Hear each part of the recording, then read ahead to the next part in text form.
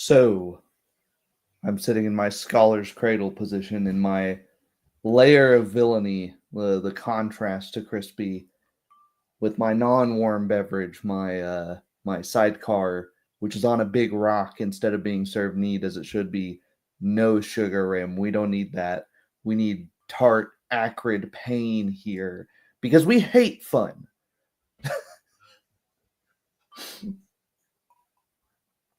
Something a bit apropos tonight. I had planned a short form video, which will come out, just not tonight, on improvised weapons in medieval fantasy and in modern settings that I thought could be really fun. It's a video I haven't really, a concept I haven't really seen explored.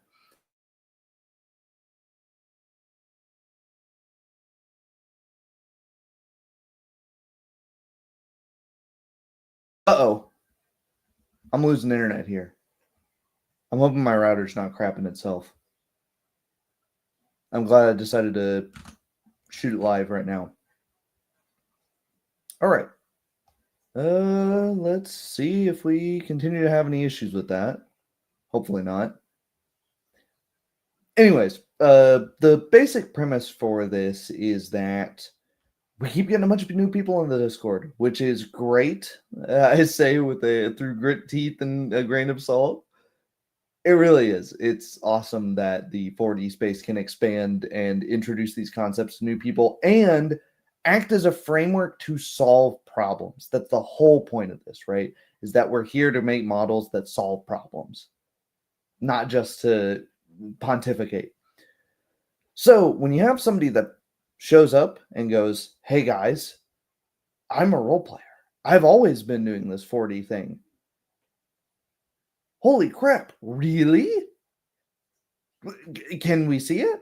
Well, in this case, we can't actually see it. It's in audio format, but ideally we can listen to it. And we can scan through and quickly see, is this truth? Do they have a misunderstanding of what 4D is? Do they have a complete misunderstanding of what role playing is in our mind? More importantly, do they run into a lot of the objective issues that 99% of the people out here, and even ourselves, we run into from time to time? I was watching back the last actual play, and I knew I was tripping over my words in the moment. Holy cow. And watching it back, it's like, that was an egregious pause. I was just thinking too much of, I would say, almost like, and then, oh no, I just said almost like, and then be rewiring the whole sentence in my head instead of just rolling with it. Welcome, Zonalar. Let me get on the same level here. Same level here. Adjust my height. Adjust my seating position. There we are. My audio is not coming through here. I do have my amp turned on. What the hell? Oh, there we go. There we go. I don't know what was going on there. I had a mute button pushed on the new mixer. Well, I also had two default audio. I we both had the same issue. That's really funny, or Yeah, the issue. Happy accident. awesome. So I give a short a gestalt, an heuristic, a forward. That's the less nerdy way to put it. I give a short forward. Anything you'd like to add? I'm gonna try to get this. It's audio only, so I don't. I mean, I guess I can present the. Well, I missed the forward, so I'm just going in raw. It was basically, we're here to talk about a thing. It's catching people Definitely. up on the um on why we're here. Why are we here? So since it's the very start, people who are watching that come in, and maybe they have an opinion that 40 role players are all up their own butt, navel gazing, and just larping around. It's all about imagination. We actually enjoy dice. We enjoy rolling them. We like to use the rules to determine if we succeed or fail. and to give that extra spice to a role playing session that makes it separate from an improv class or a story game. And that's like one key distinction that a lot of people are conflating when they talk about us. And when we watch other people's games, that's something we look out for. Like, do they respect the rules? But also, more on the role playing side, which are the bigger problems. Do they stay in character, or do they have to break character all the time as they talk? Yeah, that's a great shorthand of it. Let me add Conway in here, and we will all be the three three something or others. I don't know what our eponym would be, but I picked mine. I'll be the arbiter of roleplay today. yeah, there we go. Arbiter of roleplay. So for those that are still unclear on the 41D framework, basically I'll cut it down to one thing. We're looking for, are you minimizing mechanical talk? Are you cutting the out of character chaff? Are you saying where your character is and what they're doing? Yep. As far as the GM goes, are you not violating player agency and moving characters around and stuff for them? That's pretty much going to be it. Now, because this is an audio format, there's going to be the added importance of not cross-talking. If there's a bunch of crosstalk here, it's going to be really convoluted to understand what's going on. I have not listened to any of this. I just hopped right in, and so I'll get it with a fresh ears, fresh mind. And let's see. I have no idea how long this is either. It doesn't tell me. Could you put our faces there since there's no visual in the game anyway? I'm trying to. I don't know if I can share just the audio of this. I'm technologically inept. So one thing you can do is Yes. resize the whole window to make the window much, much smaller, How do I do so it that? takes up less space. I'm trying to figure out how to do that. I would have figured you just click and fine. drag the borders, but It's It's an I think it experimental works stream. if you resize the actual window, not on StreamYard, but on your computer. I'm just sharing the tab. So what I need to go there we go. here and then shrink the tab. Can you shrink like the width of the window? Like this? Well, it's still Oh, it big does and something. yeah, that's Okay, all it okay, I does. see. So that's There might be a different layout, but we can also just go with this way. Let's see. I'm trying to figure out if there's a way. Like, if we do this, and I play this, can we still hear it? We're doing this live, guys. This was very impromptu. Let's see it. I'm gonna keep this low volume so that way it's not blowing our eardrums out. Yeah, play anyways. Give us a virus. Well, I hear hear music. audio. Okay. It sounds warped, Welcome like to through Strange the Course microphone. Posse. Guys Yeah, in I'm here. comments. Guys in comments in the YouTube. Can YouTube hear this? Works for me. Arclight, we need to hear you here. You're our only hope for no. Yes, all right. Is this volume good? This A real play live superhero podcast. Okay, we got where our players get to reverb. square off against imaginary threats created by our GM. We good on volume? Nice radio play intro. I'm a fan. Okay, right on. Awesome. Let's keep it here. Got the copyrighted music that's gonna get us struck down. But I like it. It's a mood setter for sure, right? Sure. So it's a supers game. I don't want to skip ahead just in case I like blast past this bar. This bar does not scale to the size of my window. Okay, there we go. I see. All right, hello heroes. We're back at it. I will turn it get up here. Tempest, Green, Meanie to make one more roll, please, and this will be for a perception check. Oh wow. Okay, so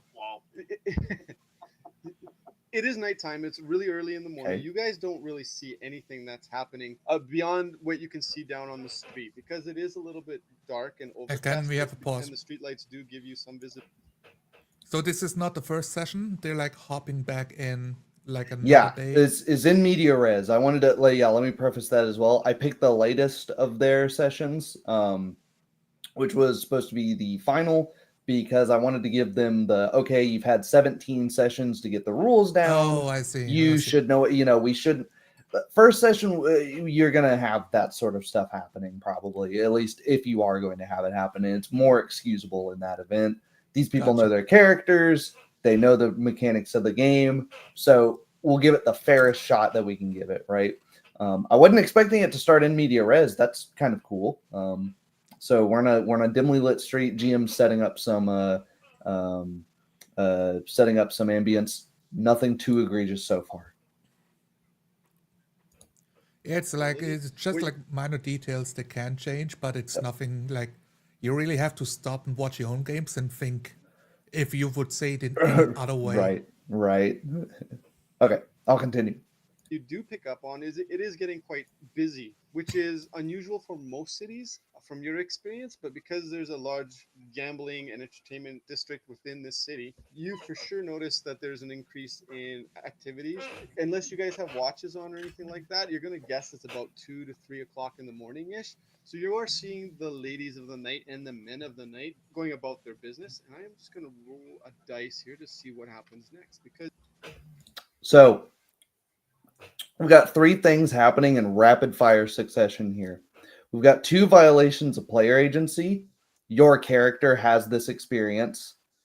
17 sessions in, maybe you do, but if they do, you can assume that. You don't need to say it. Let's talk about that specifically, because I think some people might even say, what's the problem with the GM continuing to set the scene? I think that the problem is that Yeah. we assume that we're playing like in real time. Our characters are reacting to this in real time.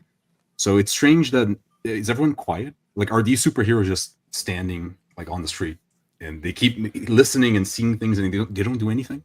It would take away my immersion if I didn't just place myself in the world, right? It would be good if the game master, either the game master places them at a non-offensive spot so that the players can introduce them directly into their scenes, or just letting the player choose. Like the game master describes the immediate scene, the player chooses where they start.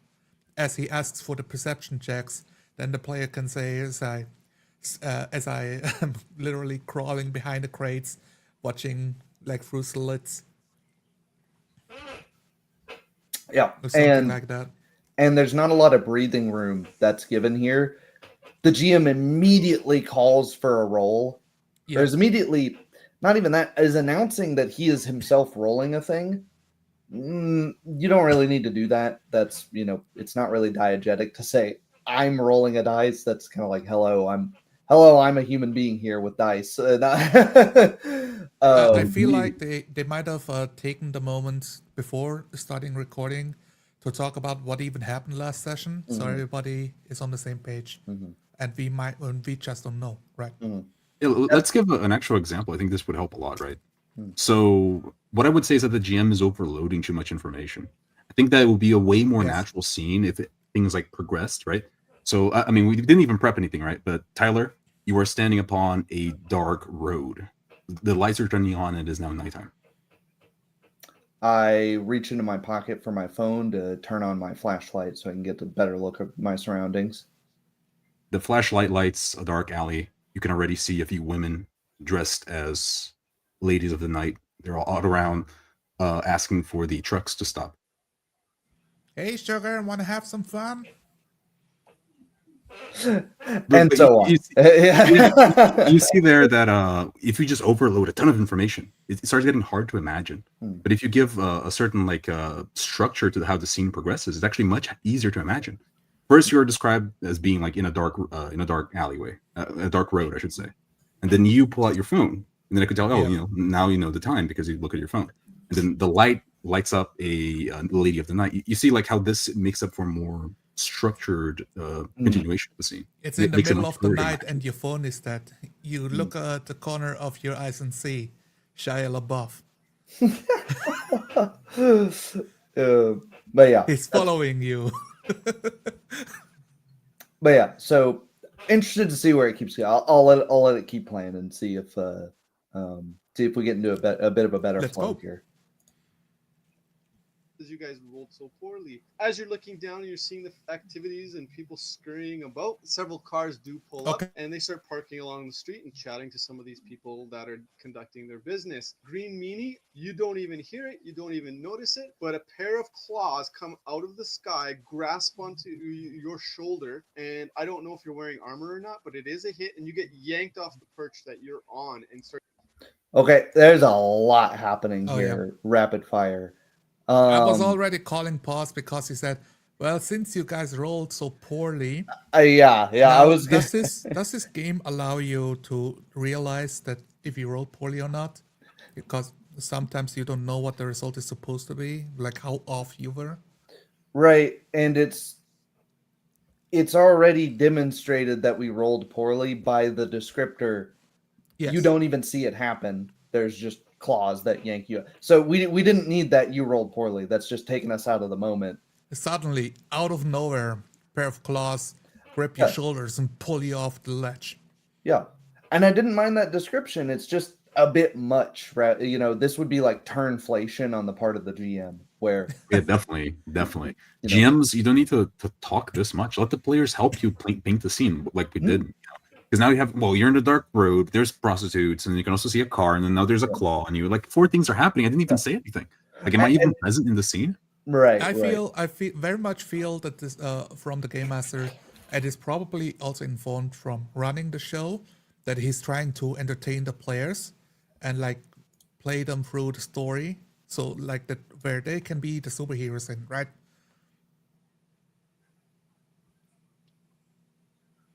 You both agree. Fantastic. But I mean, like, he's being the entertainer. He's not being a player at the table.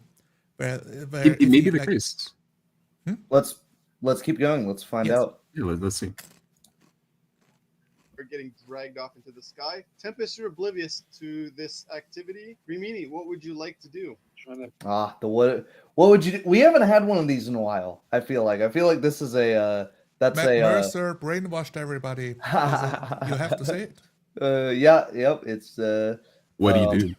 And if you give natural pauses, you don't have to say what would you do, because people will naturally feel that's the breathing room. Oh, I can step in. It's like nothing's gonna happen. Time for me to do something. Right. Or you do nothing and things escalate to become worse and worse and worse. I don't know if anyone's a musician here, but you know how sometimes like really technical fast guitar solos sound bad even though they're technically impressive and difficult to do? It's because there's no breathing room for the rest of the band to come in. Whereas like I see. really good like duo musicians can freestyle with each other because one person will play one short solo and then they'll pause and then they'll take more of a, you know, simple like 4/4, you know, just rhythms, just start playing whole notes. And then that's the cue for the other guy to start coming in naturally without saying any words, you know. Max has made this analogy. Yeah. He said good role playing is kind of like jazz, you know. Definitely. And I mean, I think that to a certain extent, you need to put the onus on the players as well. Because as a player, if you're role playing your character, and if I'm the guy where like a green claw like grab my shoulder, dude, I wouldn't just stay there and wait for them to finish the description. I'm just waiting. I would you know. do something. Yeah, I'm role playing my character. I just got hit by a green claw from the sky. Yeah. I'm gonna do something. Right. And the game master is doing so many events in a row that that I feel like I have to be a passive player to let him finish. And Yeah. I'm not sure when I'm allowed to speak. That's a good point. Another thing that would help here is instead of saying, okay, other player's character, I like that he's naming the characters, not the actual players' names. That's a good start. Instead of saying, oh, you don't see this, allow that player control of their character to look around, you know, to try to listen for it, what's happening, and have things stay diegetic and in character rather than having the hand of God go, this doesn't happen. You, because it's kind of an unspoken acknowledgement that you, the player, clearly know this is happening, but your character doesn't. And it's like, well, I think there's a better way to do that that just frees up some air from you, if nothing else. I mean, man. It might also make for like a better radio show, since this is the whole style they've set up in the first minute of this recording. Right. Well, let's keep going. Let's get some player how the players are here. And I believe he said in the Discord, don't, you know, some of the players were like 10th graders, you know, sophomores in high school. So like let's not rip into them like crazy, you know. We're gonna give How some fair dare you criticism being here. young? Okay? Since I am Right? old, I will punish you. Right. We're definitely gonna rip into the GM a little bit more than the players here, which is the usual case, I think.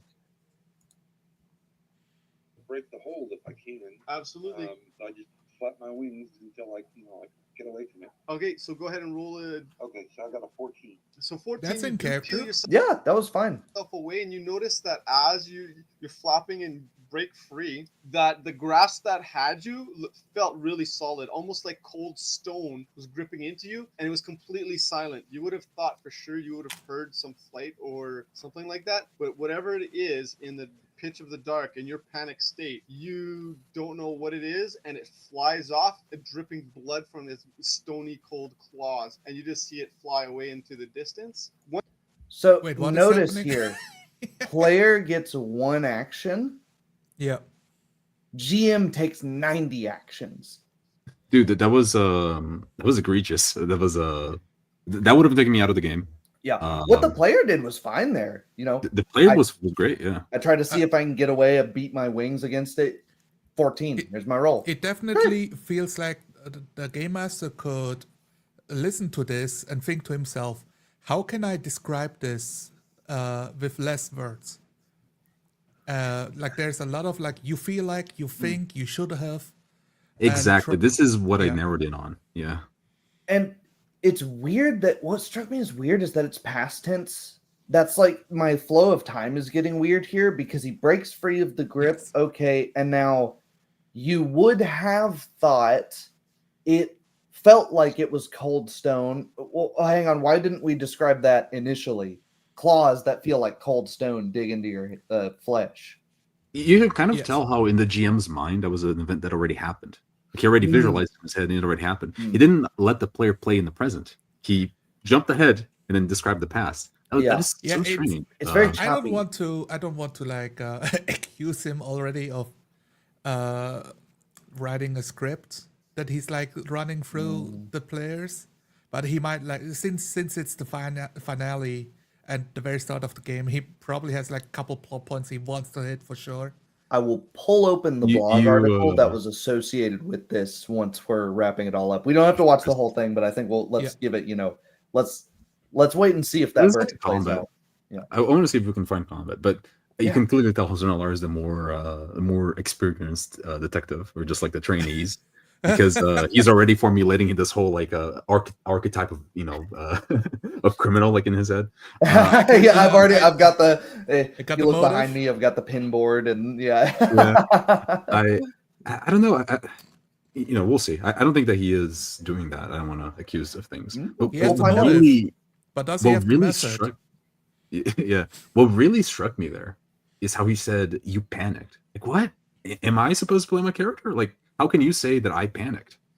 That was like the GM controlling my mind. Like, Yep. maybe I'm a we're only- superhero. We're only 3 minutes in, and the GM's told me what my experience is, that I panic, that I don't notice this or that I Yes. see this, right? It's What you see, what you think, and what you feel. Only one of them, like what you see, I find is okay. yeah. Because sure. sometimes you might lack the words to describe it. What you And your think and eyes what are you just feel. open, so I Yeah. can accept that, sure. The other two things are up to the player. They should Right. decide. Right, exactly. Let's continue. Let's see if we can get through this. One thing you're noticing now, Tempest, through all the activity on the outside, is you do hear a dog bark or sort of a growling sort of sound, and it's just because somebody's walking down the street by another gated off area that's just perpendicular to where everybody else is in the automotive building there. I'd like everybody inside Okay. the building to make a perception check. Okay, so one guy was on a perch and he got kind of lifted up for a bit, but then he flew off, so now he's in the air, I guess.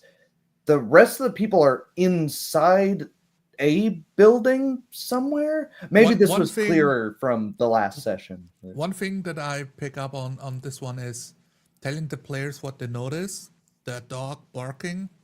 Even though there's lots of things happening, So if you're describing the scene diegetically and you describe several things happening, including the dog barking, the players would probably ignore it unless there is a reason for the dog to be out of place. So I very much feel the hand of the game master moving the attention of the players towards the plot in that way. Yeah.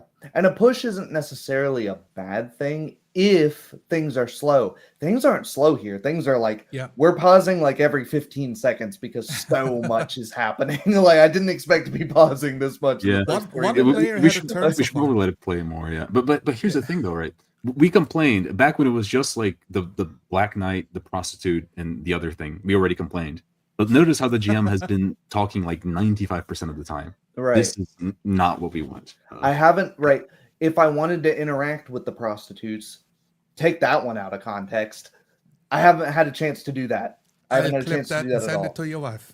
If I wanted to, well, she was building a shelf in the other room, and she said she was going to build her own shelf of blackjack and hookers. So it's all falling apart already. It's The shelf is falling apart for sure after using blackjack.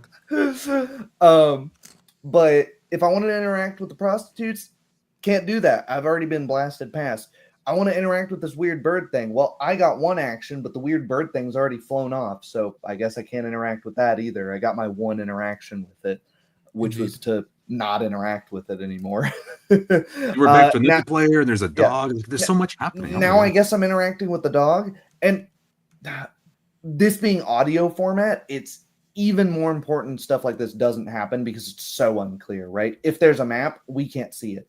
If there's any visual aids or even just body language, we're not getting any of that. So maybe hopefully we don't have to reiterate all of these problems, and we can like start moving a little bit faster because right. We So barely moved. Yeah, if it's the same thing over and over again, we'll just blast through it, and eventually I'll skip ahead a chunk and go into like the middle of it and see if we can. I'd like to say this now, like in case people just watch the first 30 minutes of the video.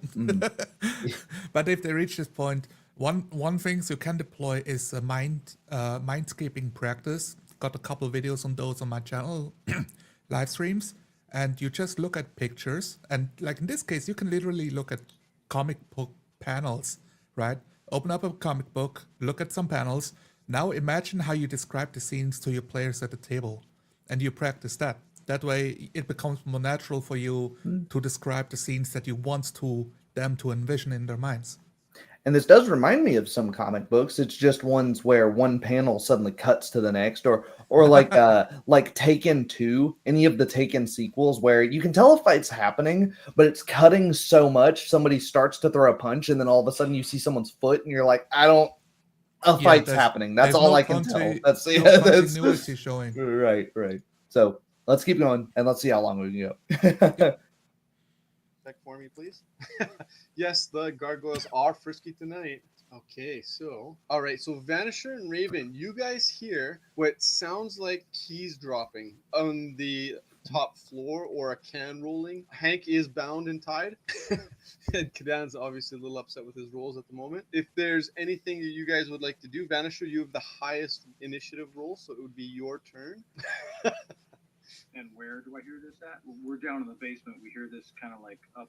Yes, just above. Okay, I want to get everybody's attention as quietly as possible, maybe with some hand signals or something like that, and make some hand motions for everybody to listen and to be quiet because I heard something upstairs. Okay, so Kadan, you see Vanisher. You're completely clueless as to what's going on. Vanisher starts waving his hands around. Kind of think he wants to play a game of charades. No. Okay, that's egregious. We're just gonna problem.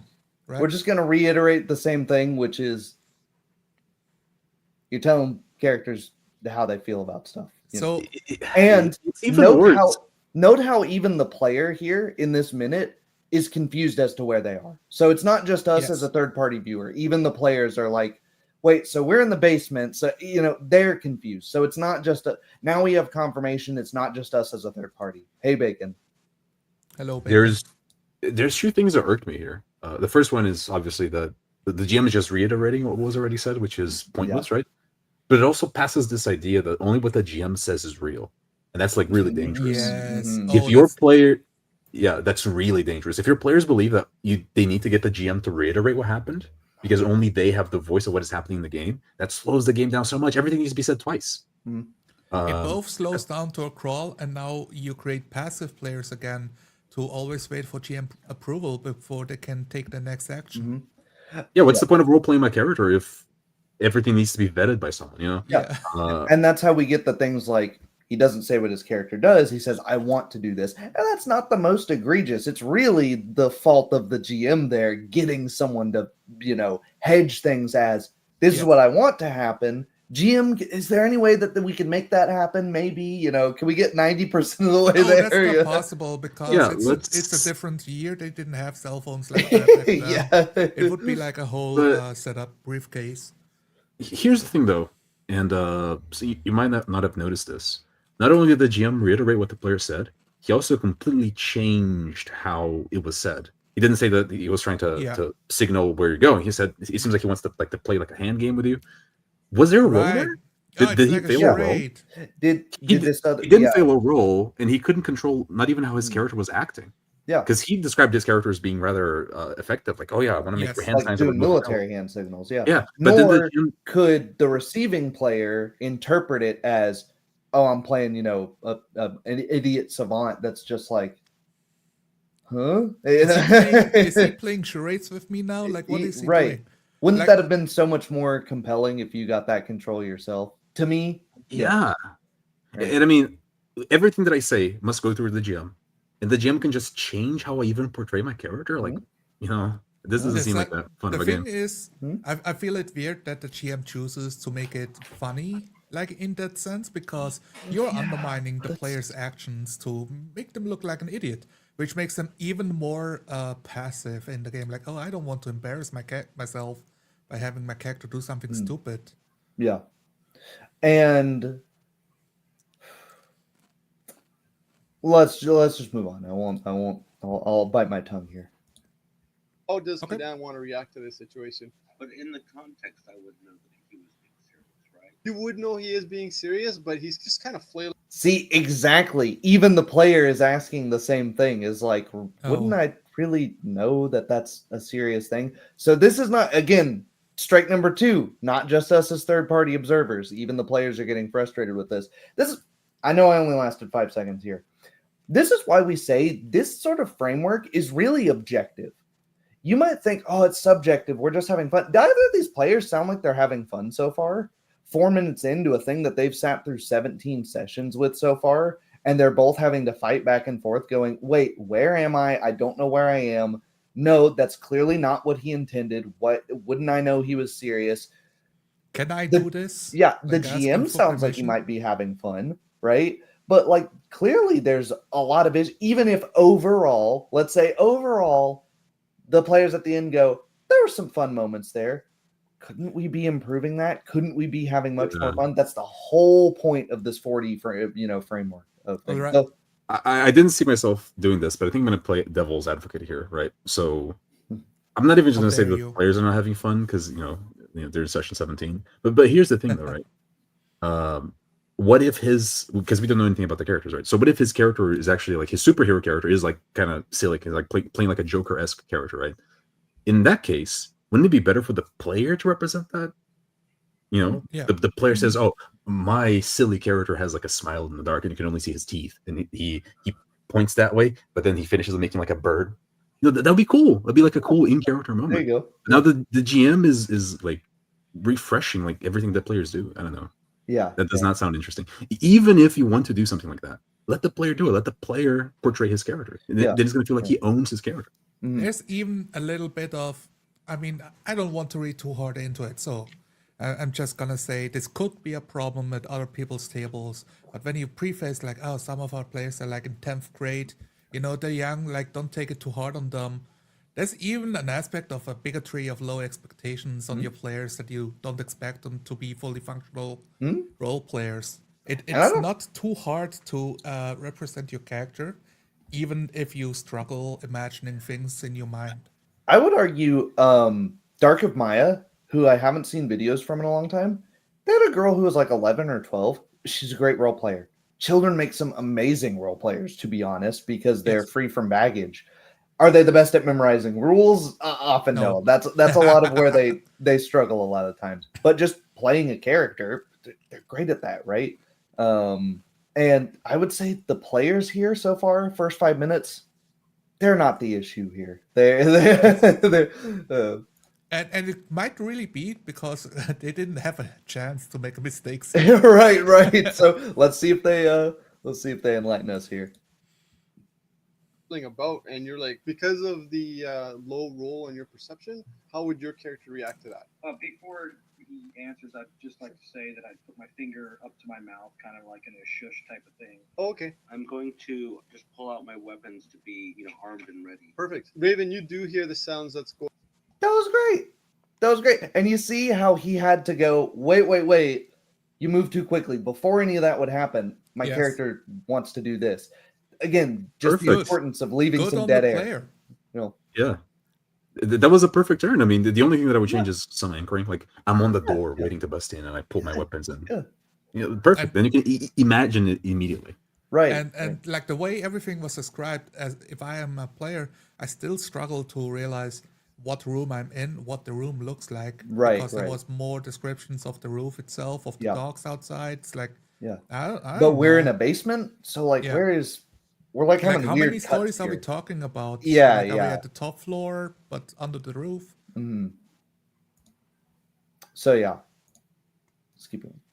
on just above there from that room you're in, you would get next action, and you do see Vanisher gesticulating and making all these funny movements. Is there anything you'd like to do? I know I see him gesticulating. He just said it. Sorry. I'll keep going. I would like to listen for the noise again, I guess. Sure. Now it sounds like somebody's picking up this either keys or a tin can or whatever it might be. Is there anything else you'd like to do? No. Okay, so that takes us to Moonshadow. You're next. Okay, Moonshadow I'd like shrugs. to reiterate a couple of points. You can choose either say character name, it's your turn, or play name, it's your turn. But you don't have to do it twice. Like, next it's gonna be character name's turn. What would you like to do? That's like if you. I mean, it might just be like a speech pattern thing, but that is something that I look at to be like, oh wait, I can just cut it out, and the players will understand what I mean when I say the character's name. And while we're on the topic of talking us using mechanics, if you know how many actions in a turn that you get in your game, you don't need to keep stopping and asking, Yes. do you do anything else? What do you do? Dude, It's your What turn else now. would you like to do? I would like to end Dude. the place. If you're playing That's the Pathfinder, thing. you know you got standard action and a move action. There you go. And I don't need to. If you're doing something crazy, I probably just stop and go, "Oh yeah, you're a monk. Yeah, you get to do the Itmon, flurry punches." Are you doing Sure. the thing where you wait extra long for when it's the rogue's turn and he only took his actions? Like, are you not using your That's the bonus thing. action? No, this is actually the thing, because that player sounded very young, right? And we Mhm. often have Yes. this low expectation for players. But he played perfectly. Yeah, I tried was to a listen. very nice turn. Notice how he didn't even ask, "What can I hear?" He said, "I tried to listen." Yeah, Because yeah. a younger player is like more involved in the imagination. Yeah, I thought that was awesome. Yeah. Yeah. So he said, "I try to Fantastic. listen." That's a perfect turn. And then the GM says, "Do you have any other actions you want to take?" Yeah. Like, that is not even natural language. No, yeah, it's And You ca- maybe it's really like trying to help the player to see there is Well- more you could do, but I'm just asking you if you want to do more Let's- instead of telling her what she could do. let's take that constructively and say, like, diegetically, the noise of things happens. It seems like you have a chance to take another action like that. If you really wanted to push that, like, there you go, you're there. There's some dead space that you have a chance to do something. We could do that. Yeah. There's better ways to word it if you really want to hammer it home. Of hello, it's still your turn. Right. But really, you can just prompt that it's not your turn anymore by moving on to the next guy. That's Yeah, you that's give the when answer, the GM should be and interrupted. then you move to the next player, and he also gets one turn. You explain his results, like in world, and then you move back to the other player, and then they realize, all right, I get one turn. When it's my turn, I get one, and everybody gets something at the table. But Right. it will come back to me. I don't have to worry and stockpile my turns and try to do 4 things at the same time. Right. Let's keep going. Yeah, I was trying to figure out what he's trying to say. Does he hear the noise up there? You did not hear the noise. You didn't roll high We've got the Mother May I question, but we'll let it pass for now. enough. It's But fine. you do see him making the silence sound and gesturing away. Moonshadow will keep an eye on him, see if he has anything else to gesture at him, and he'll go over and sort of lift Hank a little and see how much he weighs, so he can determine whether or not he can pick him up. He's a pretty big. That was great. He immediately Fantastic. redeemed his Mother May I. That was fantastic. It's not how much does he weigh? Can I walk over there? Redeemed yourself, sir. That's perfect. Yeah. All right. Great. He asked a clarifying question. How would you ask this question if you are at the table to help him improve? I think they're trying to stay stealthy, so this might not work. But I would just ask the other, whisper to the other character. Yeah. Did you hear something up there? Yeah, something like that. I would describe like my character, because you can tell when someone hears something, like they angle their ears slightly, Yes. right? I would describe, I see that they heard something, and I try to put my ear to the wall close to them, right? Yeah. I like to how I describe my would do it. character and pick up on the other guy's acting, and I look quizzic, confused. I furrow my brow. I listen. I like peek my ears, put them against the wall. And then there you go. GM knows, roll perception check, or even the player can just roll perception themselves if they know what they're trying to do. After that clarification, I mean, he said what his character did, and he explained how he was doing it. He wants to tell the weight by doing something. That's Now awesome. I know where this guy is. This guy's in a basement, and he's like lifting this guy, this hostage or whoever that's chained up. Now, this is the clearest picture we've got, and it's not at all because of the GM. It's because of this one player. So that's saying something. Let's keep going. I'm excited now. Big guy is about 300 pounds, from what you can tell. I don't know if you can lift that, but if you'd like to make a roll and do that. Well, that's really weird. So that sounds like a bit of a rules question. I don't know if you can lift that. It's like, okay, there's a mechanic if 300 pounds is too heavy for your character or not. But it was also, he stated, I like what he did. He sandwiched the goal of his action inside the action. I'm going to try to lift him to see how heavy he is. Oh, really? He weighs about 300 pounds. Oh, stop there. That's what he was trying to accomplish with his action. Yeah. I don't know if you can lift that much. Well, that's such a weird thing to say, because just to me as a human, I don't know what exactly 300 pounds, like, I could lift something up and give you like a, that's 5 pounds, that's 20 plus pounds, but 300 pounds, like, I don't know. That just does that feel inorganic to anyone else? That feels weird to me, but I can't put my finger on it. So if you does, say yeah. stuff like it's 300 pounds, try to use a object of reference that the character might know about. That is 300 pounds. I mean, it's Weighs like a real fat man. There you go. Yeah, describe the person. Yeah. That's a good, because I would be able to see, even in a, presumably the silhouette of the man, at least given the circumstances. Like, yeah, it'd be like if a cyborg was trying to like lift someone up. I would say, oh yeah, he weighs 327 pounds, right? Yeah, exactly. That 300 pounds dead weight of an organic shape is gonna weigh. That's gonna be insanely heavy compared to 300 pounds on a bar, So it's a weird thing to say. Yeah, and it's also the idea that you can just describe it organically how the player sees it, right? Yeah, he's a heavy man. He is on the taller side and is very heavy. Because that's how I would describe someone that is 300 pounds, Yeah. Or you can interject some silence there and have some back and forth. He seems to weigh about, at least 300 pounds. To keep the description the same, then allow the player, if their power is super strength, that doesn't matter. He just lifts him over. I lift him over, full overhead press him, or hefts, but the guy doesn't budge at all. You can allow the player to have some back and forth there. That way you don't have to ask, I don't know if your character can, lift that much weight. Exactly, because it is not your job as a GM to know. Your player made his character. Your player studied the rules. Your player knows how much you can lift, ideally. This is a great criticism of myself, Archlight, because I am at the range a lot. And so when I say, yeah, it's about 50 feet away or it's about 100 feet away, I totally forget that I'm playing with a lot of guys that imperial measurements is not the thing that they're super used to using. So Oh yeah, that is that is a great thing. That is a great point of reference for us in general. like even in our Pathfinder game, the frame of reference of the distance between the temple and the broken down visit tower was so vague in my mind. I'm thinking might be like a mile or half a mile, but it felt like more like 200 feet when we roleplayed. Yeah, and it was supposed to be about 200 feet. So that was my mistake of not being more clear there. Yeah, at that scale, it's like, can we see it from here? Like, and you know, yes, exactly. if one of the players says, "Oh, I can see the dungeon we're going to right now," and then you can tell, like, "Oh, okay, I can see it Yeah. over that way," you know. Yep.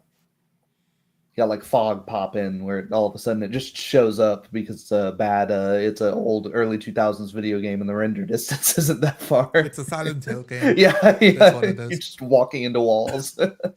All right. Let's keep going. Check out and listen. Okay, so I'll get Something you. like a sheet or something around here in this room that we could wrap him in, a carpet. Well, there's the bed sheets that he was sleeping on. There we go. We'll try to Oh, it's a bedroom? Okay, so these Okay, you guys had him gagged at one point. I can't remember if you removed it or left it in there, but yeah, you're wrapping it up. That's perfectly fine, not All a right. problem. If you want to go ahead and make a quick intelligence. No, but not even the check, GM knows and I what's will in the tell you room. what else. So- Perfect. So you realize that Vanisher, through all of his motions, is basically trying to tell you there's somebody up there, or he heard a noise. Okay, so we'll end. Can we have a it pause? at that. Leah, you are. yeah.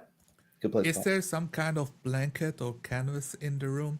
So if you know that it's a bedroom, because apparently this was established a session beforehand, you can co-create the blanket being there.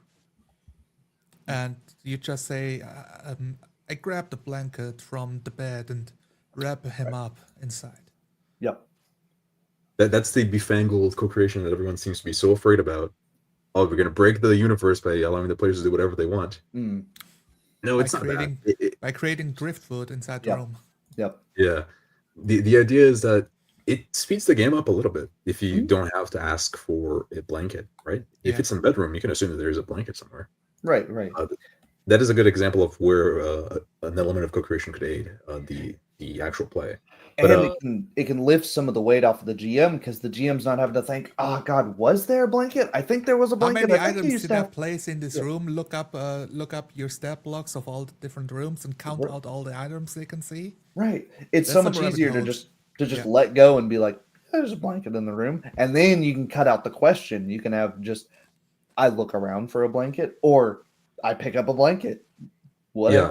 yeah, and some GMs that are newer to this might be afraid. Oh, if they can create a blanket, but what if it's like a disheveled room in my mind and there are no blankets? Then you can just say, oh, you grab a blanket, but it is so frail that as you lift it up, it turns to rags, right?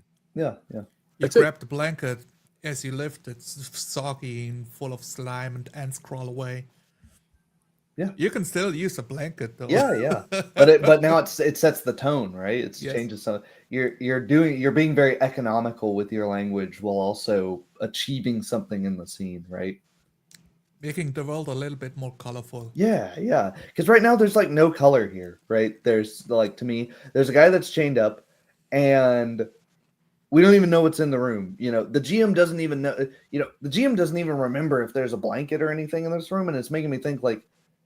That's weird. This is an empty room that suddenly a bed spawned into it. Oh, okay, there's a bed now in this room. There's Is it nothing else in right? this room. There's Yes. just 5 dudes and a chained up guy in a So- room with Wait. a bed. floating. Isn't this just like a lesson in insanity? Like there's 5 people there playing a role-playing game, and none of them even are imagining the room. Like, what is the room?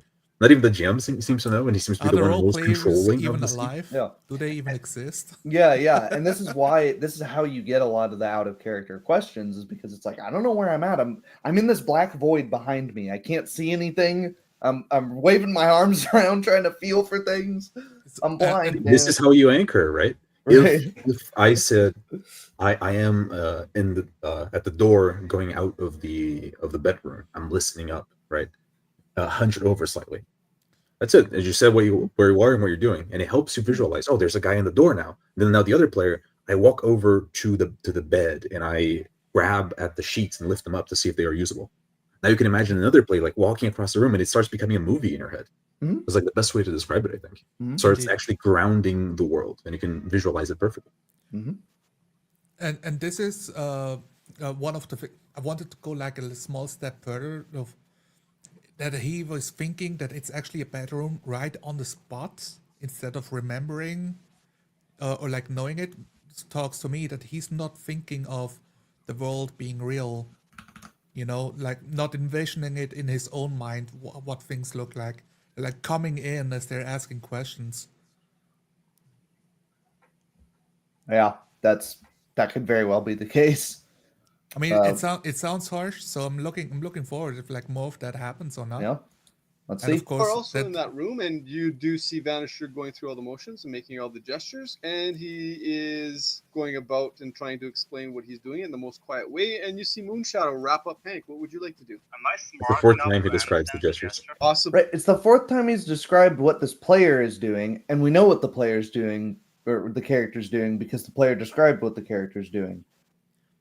Why not use all that same amount of language to describe the room we're in and your characters? Because GM, you get the world, you get the whole world, and instead of describing the world, you're describing the one thing. The characters, they just get one thing. They just get themselves. The players just get their one character, and they And he can't described even it have 4 that. times now. They can't even have that here.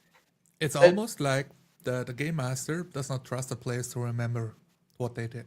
Yeah, but it was 2 seconds ago. We Yes. 6 minutes and 15 seconds have passed. This is Literally, the players had exact one turn, and you re-described what one player did 4 times. yeah. Like it's been 50 minutes in the stream, and I have not forgotten that the guy's making hand gestures. You don't need, you don't need to re-describe it. From what 3 weeks ago now, I remember that Nicholas, his character, Shair, went to the temple and got healed, and the lady waved her hand over. And I remember this from weeks ago because it was described. I don't have an excellent memory. So this is, I love the description of Zonalar's character picking up the centipede, bouncing it against the wall and just Yeah. smashing it until it became pulp.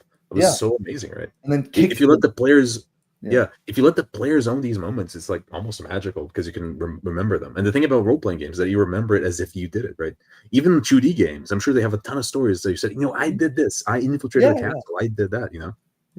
What we want to do is we want to maximize these like cool moments that happen, and not just have the GM say that, oh, you did gestures again for like the 4th time. Oh, we lost Zonalar. Uh-oh. Let's take a I'm gonna keep playing it and just see if Zonalar comes back because I won't just rehash the same stuff. If something interesting Lee, you happens, go we'll ahead replay and it make for him. an intelligence check, and we'll see if you pick up on it. You are a 500-year-old What ghost, so prompted I don't that? know how much information you would have picked up over. Oh yeah, you do understand. Well, big chance noise cannot see me anyway. I guess I'll just flow up and like sifting through the wall and try to like pretty much just like swim in the air towards it. Sure, and you kind of float up through the ground and past the stairs, and you do see somebody stumbling around, and it looks like a guy that was spent a little bit too much time, probably in one of the entertainment facilities. He's back. All right. Okay. For some reason, a streamer just decides to change what audio, microphone, and speakers it's using. It was doing that to me. And then it says, oh, you can change, like it's already being used. It's super weird. Dude. I thought it's my mixer, but it might just be SteamYard. Yeah. Well, anyways, something odd is happening right now. Character is using like they're phasing through the wall powers, and then the GM is describing a guy he sees in the stairwell. That's where we're at. Okay. Maybe gambling, maybe playing cards. His shirt's half unbuttoned. He is kind of stumbling about. Looks like he may be intoxicated, but he looks like he's searching for something, and he's clearly lost. So someone. This falls into the party of hedging. I do it too. It's a bad habit. It's one that's hard to break out of, but this is pretty egregious because it's triple hedging within one statement. He looks like he might have, he might be. Is he or isn't he? The scene is already pretty unclear. Right. There's a drunk guy looking around for something. That's all we needed to say, right? That's and I mean, that's the thing, though, right? You want it to be natural, right? You don't want to say, "Oh, you open the door and there are 5 goblins." right. No, because that you take the mystique away from it. And it's the same thing here, right? He looks like he spent too much time in the entertainment faculties, right? Yeah. Well, like, what does that even mean? Like, that is not a physical description. But if you It's said, not- a guy stumbles through the stairs and he's counting his chips, you can immediately tell what's happening. Yep. He stinks Yeah. of alcohol. You can smell alcohol on his breath. There, I used a you can. It's fine. But other than that, that was the best turn from the GM, right? Blair says, "Oh, I want to become a ghost and go through the floor." He says, "Oh, you go through the floor and there's a guy going up the stairs." Just that would be perfect for GM turn, yeah. And I feel like this is a classic GM trap. You want to add some mystery to the description, so the players are like, "Ooh, that's so mysterious," but trying to say like, it's kind of like maybe he's doing this, maybe he's doing that. That does not add mystery, but having a clear description of what the character does, but that doesn't tell the players what they does. It only tells them what they see. Can add mystery to it. Right. He's It doesn't stumbling about, fondling a bunch of chips in his hands, stammering with a lull. Yeah. Like a drunk. Yeah, it's just confusing. It's muddying the waters rather than being mysterious. It's like it's not what even is a good way to say it? It's not mysterious if I say there's a gun in front of you. That's just confusing. I'm like, what? Where? Like, is it floating in space in front of me? Is it on the ground? Like, give me. There's no ground frame of reference here. There might be some mystery as to how this gun just spawned into the world in front of me, but mainly I'm just confused as to what happened here. Right? Let's keep going. I'm definitely from New York City. Yeah, that's a good way to interpret it. He looks like a child, or he just like looks like someone I don't have no idea what it is. It looks like a guy who just finished clubbing. Like, he doesn't look like he might be a problem to anybody. That's a better way to put it. That's just it. And he's kind of got one hand in his pockets and he's trying to shove something in it, and then his other hand, it looks like he might be trying to count coins in the dim light moonbeams through the window kind of thing. But you don't know if he's gonna curl up and fall asleep. You just don't know. And he looks a little worse for wear, but it certainly looks like he had a pretty good time doing something this evening. Okay, so who in the team can actually hear me? I believe Vanisher can see you, and Raven, I think, is the only one that can understand you with telepathy. Vanisher, if you turn solid, Vanisher can understand you because he knows Chinese. Okay, so right. So now we're in the GM's controlling so much that it's become a web of the GM going, if A, then C, but if C, then B, but if B, then D can't happen. So, and you're like, wait, what? I don't know. I also feel like if the player made an assumption that he could talk to somebody's mind, that the game master might just interrupt him and say, sorry, you didn't build a telepathic connection yet. And the other guy cannot speak your Chinese, so he doesn't know what you say. But that's the thing, though, right? It is a symptom of what we've been talking about so far. Yes. If we don't even know what room we're in. Now imagine if each player was placing themselves in the world, right? Oh, this player went to the door, this other player's at the bed, this other player's like lifting the guy off the floor. Now, if I can visualize that in my head, I don't even need to ask. Like, oh, the guy's at the door. He's the only guy that can hear me, right? If you have this grounded view of the world, then you don't need to ask the GM, right? And you don't need to ask. Maybe we've switched characters in 17 sessions. Yeah. If I'm a superhero and my power is telepathy, why would I need to be reminded, well, this one can understand you because they're telepathic? Like, no, okay, I know that. We've been here before. If this other character is, speaking can only speak Chinese, is monolingual, surely that would be like an obvious thing that we would. I don't even think that would take 2 sessions to remember. Oh yeah, you're not speaking the same language as me. Like that, we should have that on lock here. That one I will give even less the benefit of the doubt of maybe telepathy is a new power that they just got last session and they forgot about it. But if your character only speaks Chinese, if that's a new was character, such a funny detail in the moment it caught you're right. Like, all of a sudden, that's the thing. Maybe that's why we've been using hand signals. I also don't know what any of these characters look like, And I will blame that on the players have not had the chance to describe this. It could have also already been described and it's assumed at this point, but that would also help Yeah. here, But in That's some of the something grounding that- of like I take my black armored suit and ... if you're playing Batman, That's something that we don't do that much as well, I think. I think in our Pathfinder game once I did describe the armor of my character clinks as we go down the dungeon, right? That having those like little reminders of what your character looks like are actually really good because it might start muddying in your vision as the time goes on, right? So I was getting like those. That's a very good point. I think that's something that I can improve in. And I think that's the biggest takeaway here, right? Is that we want to improve. Like, we might even be criticizing quite a bit, but it's because it comes out of a good place. We want to keep getting better and better, right? If you feel you can do it better, don't you want to try and be better? Yeah. You need to aspire to be better and better at the hobby. It's something aspirational and not something to punish you with. I have no interest in punishment. Thus far, effectively, our criticisms is let the players play the game more. And GM, take a break so you're not confused as to you're not trying to juggle 50 things at once. When you let the players play more, you're going to have less GM burnout. You're going to have less just general confusion as to how the scene is laid out. It will help you feel less stressed at the table. Like the constant, I'm on edge. I have to entertain these players. I have to keep track of everything. If you trust them, you're going to keep track of your telepathic ability. You keep track that you only speak Chinese, and you keep track of where your character is. Suddenly, you have a lot more leg room to like exhale, so to speak, as a game master.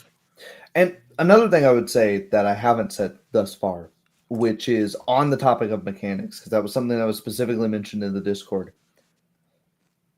When a lot of mechanical roles are being prompted by the GM when the players haven't done anything, and that's not always, a faux pas. Sometimes it's a thing that can happen, but nobody's looking around. Make a perception check. It's like, okay, why? What is going on here? That like I didn't even get a chance to breathe here, and I'm being asked to like, I guess I'm doing something now. Like that's something that came up really early, and I said, the GM is controlling how the player does the hand sign, right? Yeah. But later, how he did it is he made the other players roll intelligence. Like, if I say this, like you understand that, right? Right. It's bordering on I take a bite out of my hot dog. Oh, roll dexterity.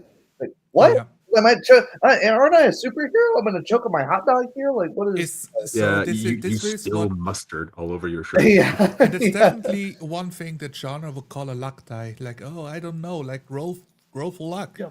If you understand it or not. You play into the theme and like the expectations of what we established our characters are, and you want to like build on that, not make them stumble on a banana peel by accident. Yeah, exactly. Like super heroic. Let's reframe that. So Riven can hear me, but she doesn't know Mandarin. Correct. You can hear the player getting frustrated here. That's kind of funny.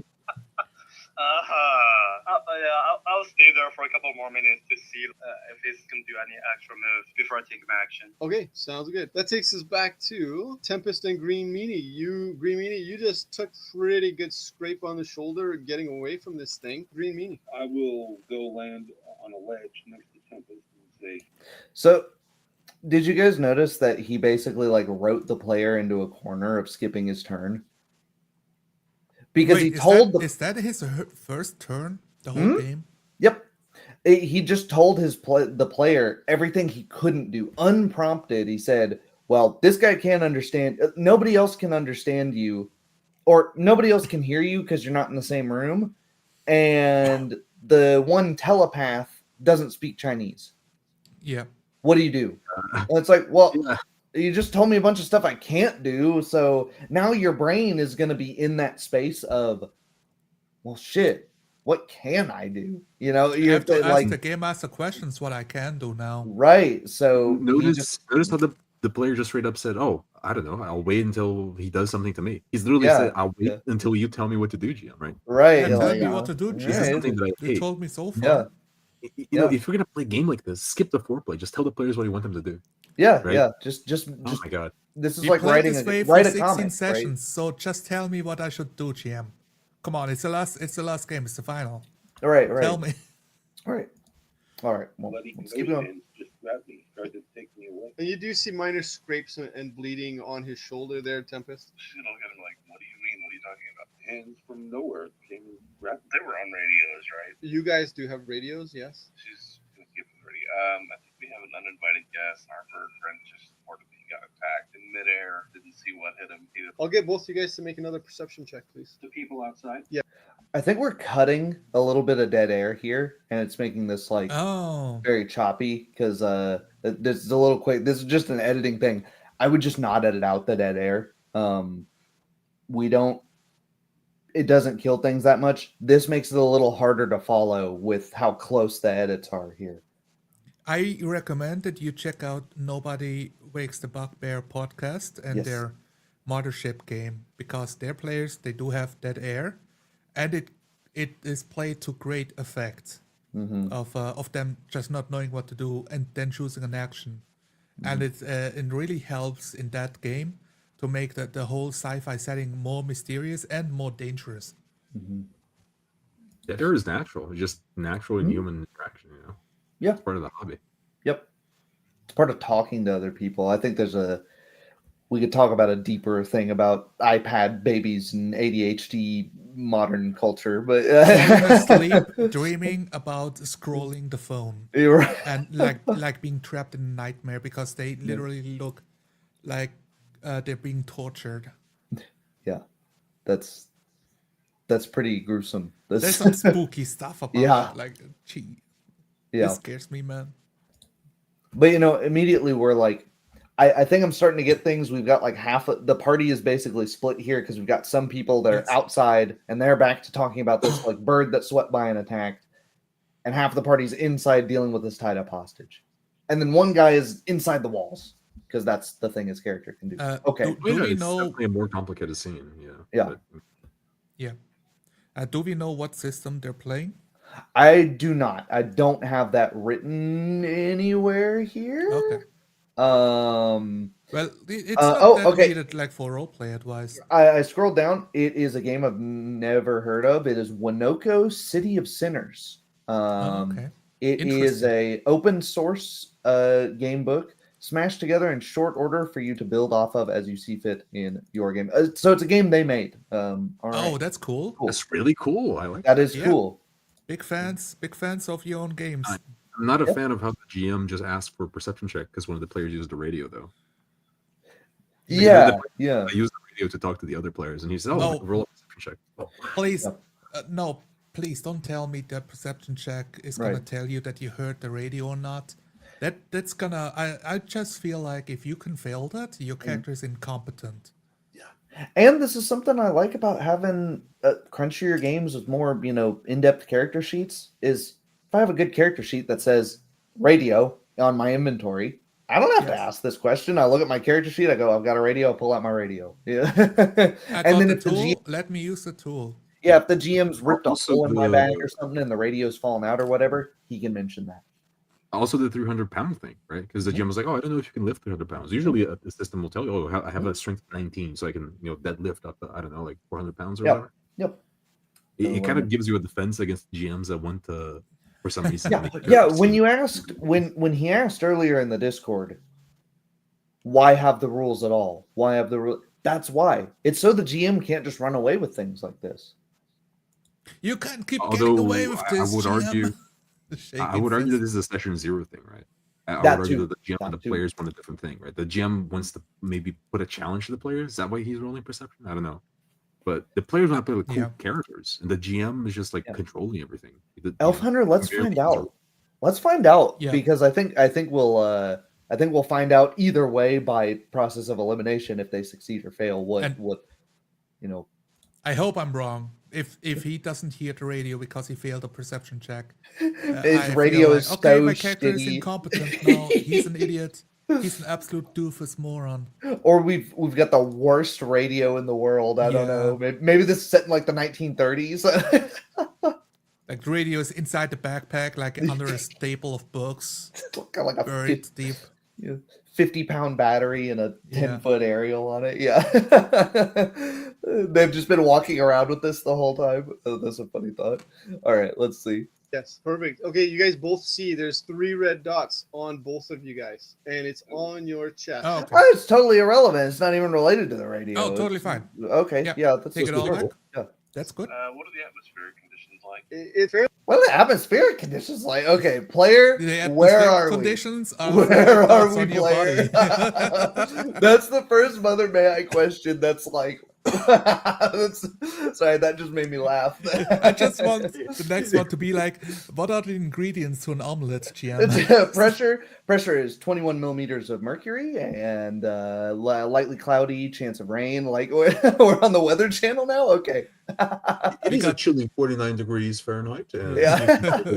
We got an east-west east wind coming. All right, let's keep going. That took me off guard. fairly clear. It's just nighttime. Is there a lot of dust in the air? Or... No, not a lot of dust. So you're not seeing anything like that because you're well above the ground looking down. So you're not going to be affected by any dust. And there's clouds higher up in the sky. From what you can see, There's it kind of laser looks dots. like it's someone that maybe, or the beams are coming from a parallel area from where you guys are. Just imagine that those are relevant questions for this specific character. Maybe, but also let me point this out. The You go first. GM has been talking for like 80-90% of the time. Yeah. For what? Has it elucidated every question the players could possibly have? No, it hasn't. They still have questions. This They is will an come up objective with more thing. questions if you The- answer them. You haven't given enough detail to the scene. So talking more has not actually elucidated more here. That's not always the case. But And notice the insidiousness of this as well. The reason why the player asked that is a gotcha to the GM. Notice that, because he wanted to know if there was dust or like mist in the air, so he can trace the laser back to like a sniper rifle. That would have That's been what he asked. cool. I didn't catch that. He was trying to trap the GM. This is what we call The atmospheric question comes first. Yeah, this is what we call low trust gaming. Your player's trying to win the scenario. Yeah. So he is trying to trap the GM. If the GM says that there's mist or there's dust, he can see where the laser is coming from. Yeah. And that I would not play on a table like that. That is the first time that a player did something that I'm really irked off by. And let me tell you, how I would do this, because I do like the idea of mist and dust. Like that's very evocative. What I would do is I would say my eyes turn to the window and I try to follow a trail of mist or dust as the laser catches on it back to the rifle. And then I can roll. Because I do think this is going to end up in a roll anyway, right? Yeah. So that is a cool visual that the player had. Yeah. But instead of using it to make the game better, he tried to use it to trap the GM, to gain an advantage.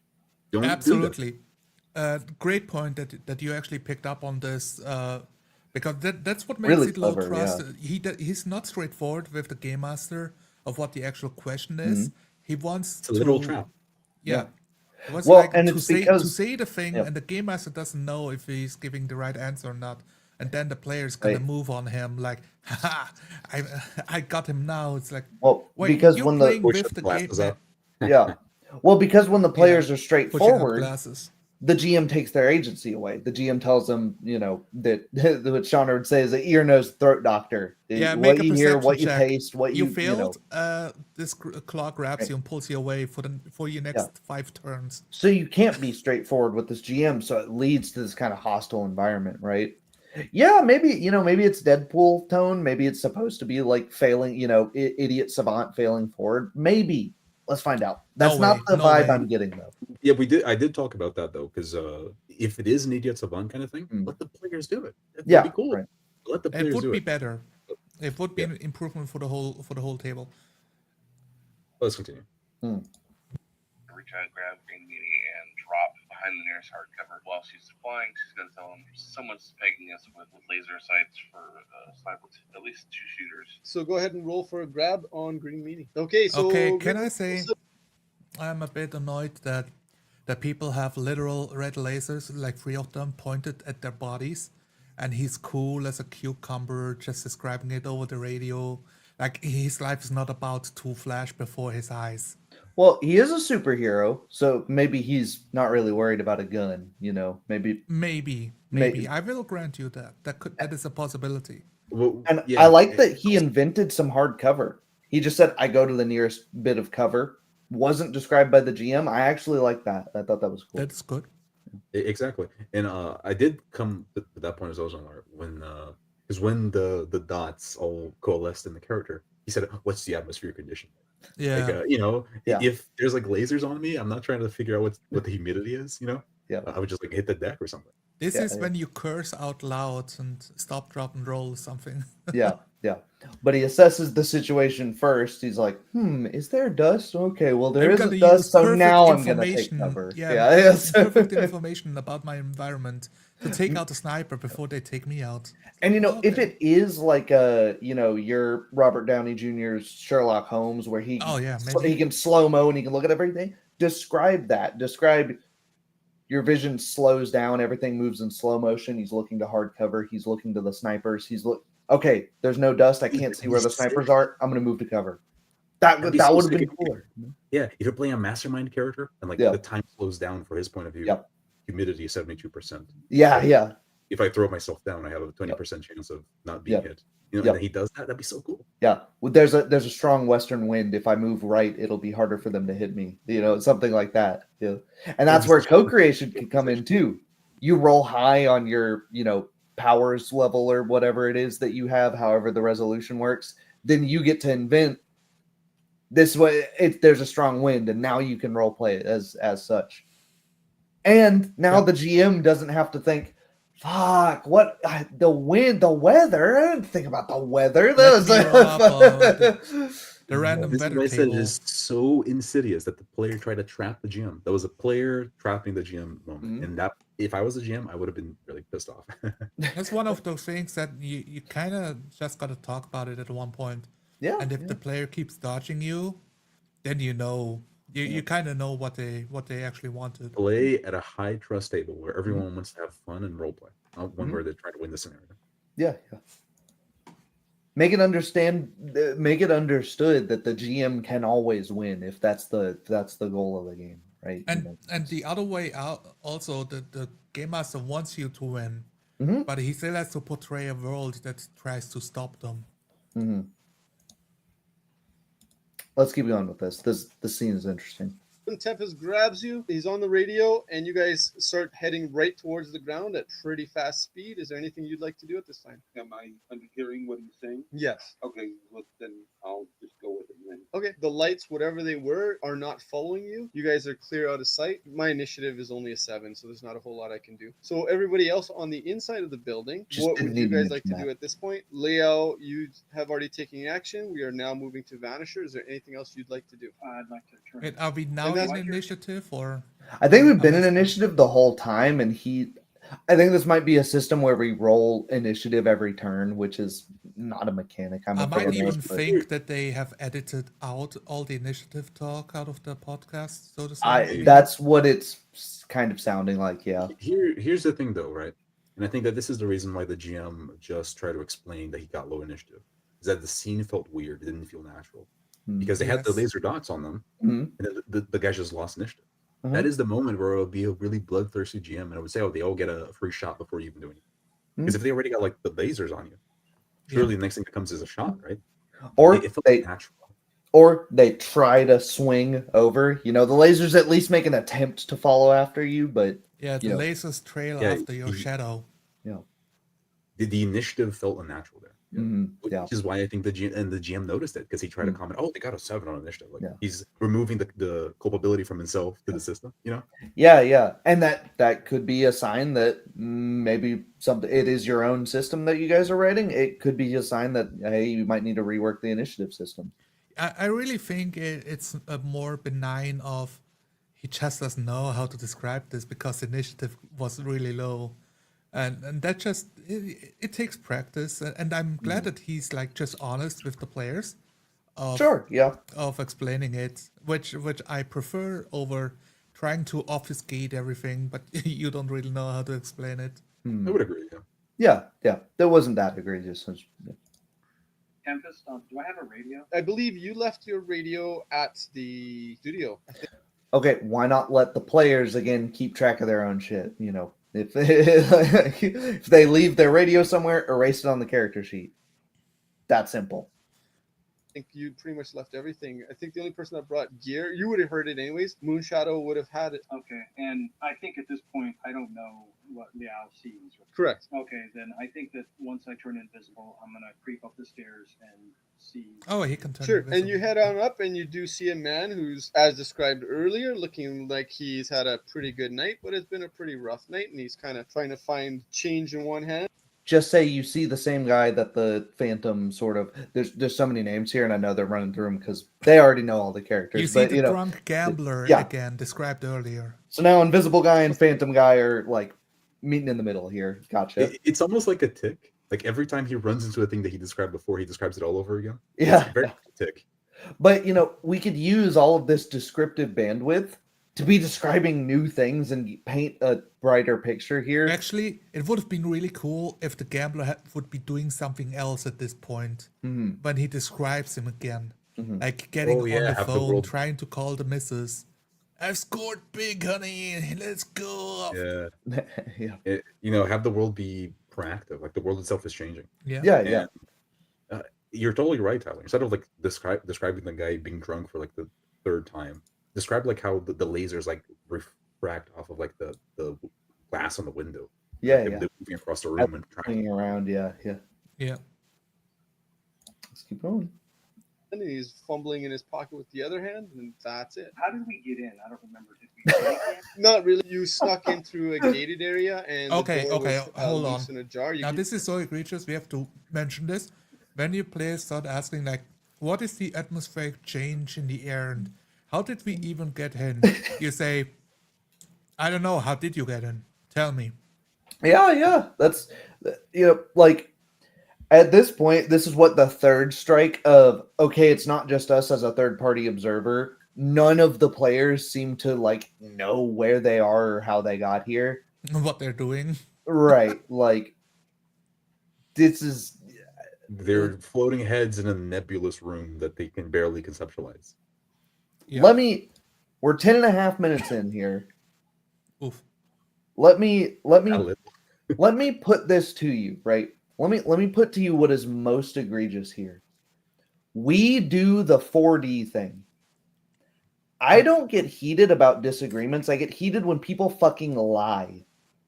If you've watched our games, if you've watched our content, and you think it bears more than a passing resemblance to this, this is just objectively false. It's not a matter of taste. It's not a matter of opinion. What we are doing are two different things. You will never see us asking, where am I? This does not happen in our games. So I don't get heated if you say, I like to play this way and it's different than you. There's no problem with that. That's perfectly fine. Yeah, that's reasonable. Do not pretend this is the same as what we're doing.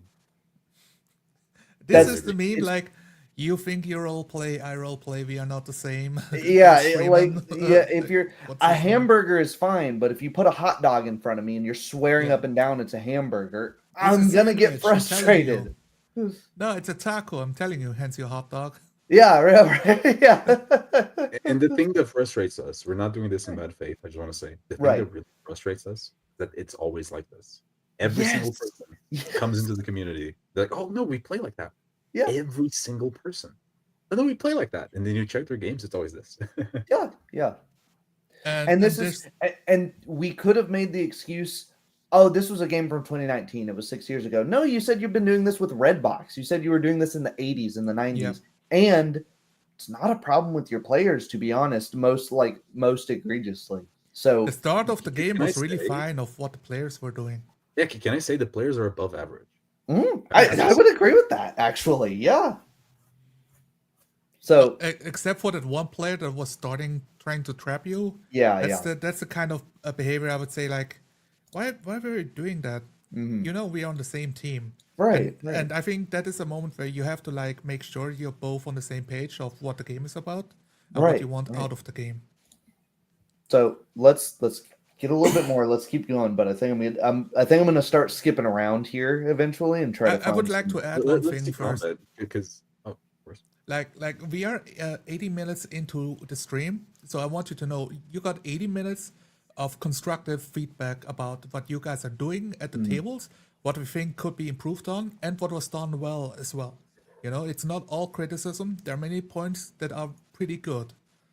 So if you come off as like, oh now they're trashing me because I'm not 40 role playing. That's not the point. Like if you want to 40 role play, we can tell you what our techniques are to help you align your games closer to 40 role play. But also we are not trying to fool our players.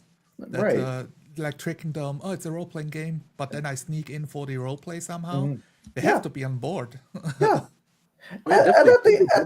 If you are gaslighting your players to play 4D, that would be bad. You want your players to want the same thing from you, right? Yes. Let's say you get a war gamer to come over and you force him to 4D.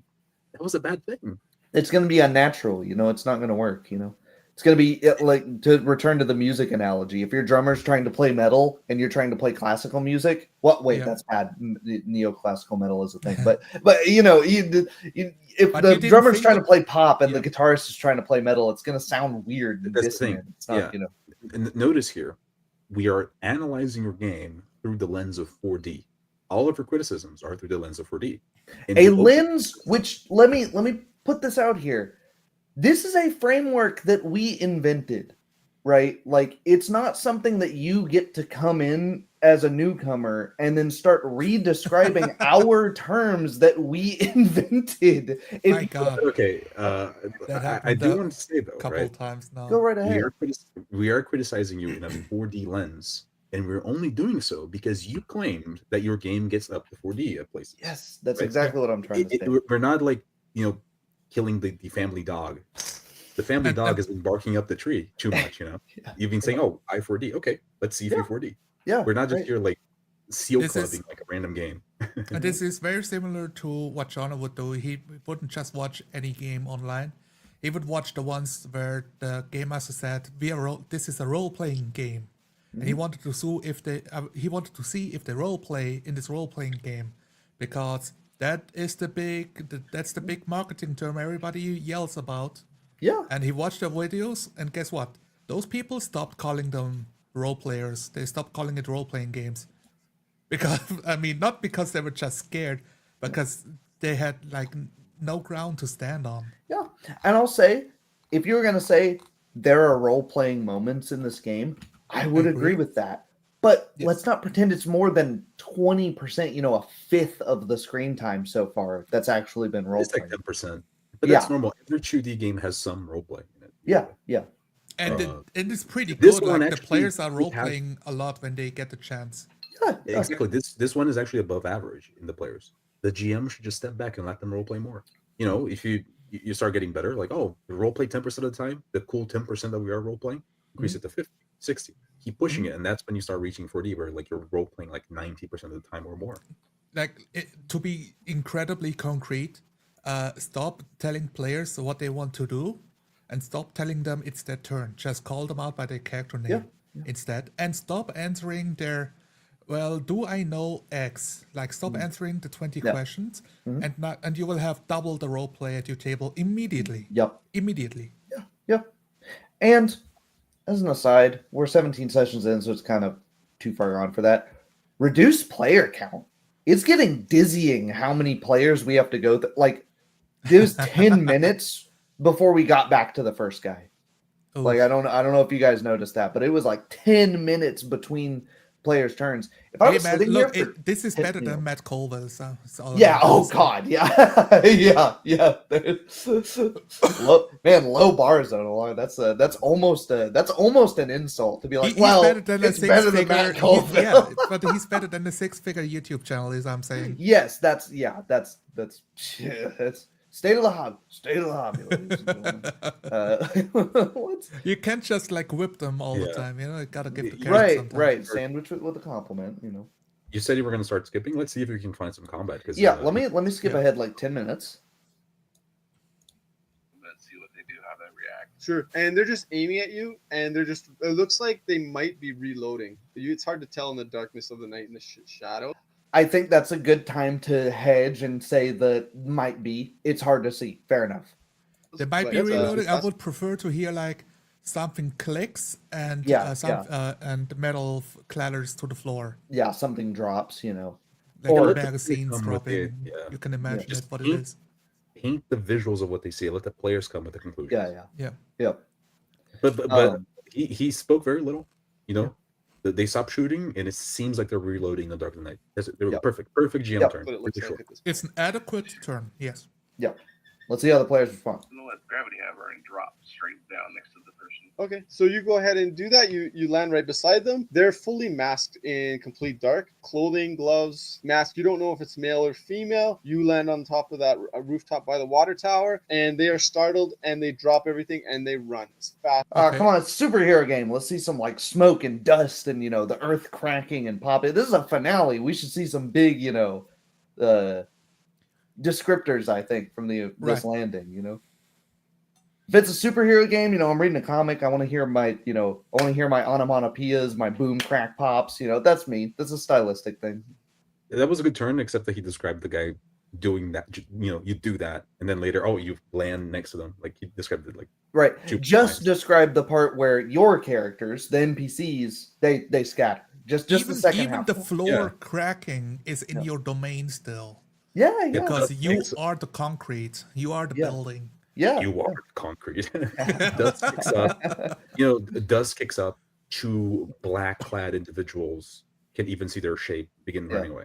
Yeah. You go faster, more dynamic. Yeah. And also begin running away because he said that they ran away, right? Like, did they? Yeah, there's the GM stealing time again, right? It's the karate instructor doing so if somebody punches you, you're gonna block the punch, okay? You're gonna return a punch, then you're gonna grab their head, then you're gonna kneel them, and it's like, hold on, how much faster are you than this guy? Holy crap! Some superheroes, these goons can just run away the moment you land. You try to do the same moves, and the other guy's like, this takes so long. He kicks you on the groin. You Yeah. know? Oh, he's wide open. Kick. Right. Like you get the whole world, GM. You don't also need to be stealing the player's time. They only get one character, But still, like in all of this is very minor, and it's a fine turn by itself. Yeah. But symptom of a bigger problem. Let's keep going.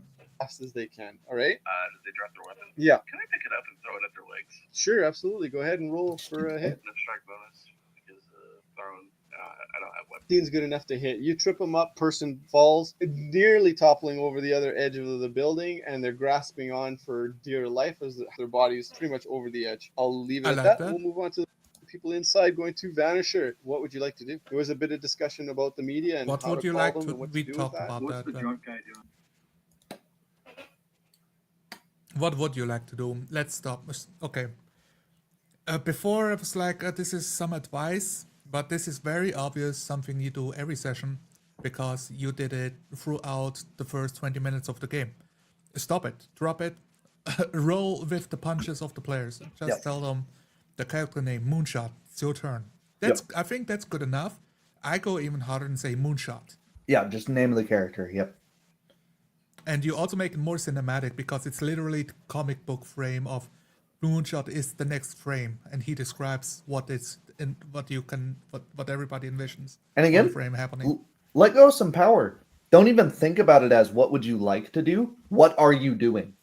What do you What do? are you? Exactly. But I like that. That was true fast turns. That was really good. Yep. We're fast, and we're cutting out the mechanical talk. There was a clear cut there, but so we don't know how long that would take. But let's let it go. Oh, I didn't notice the cut. Okay.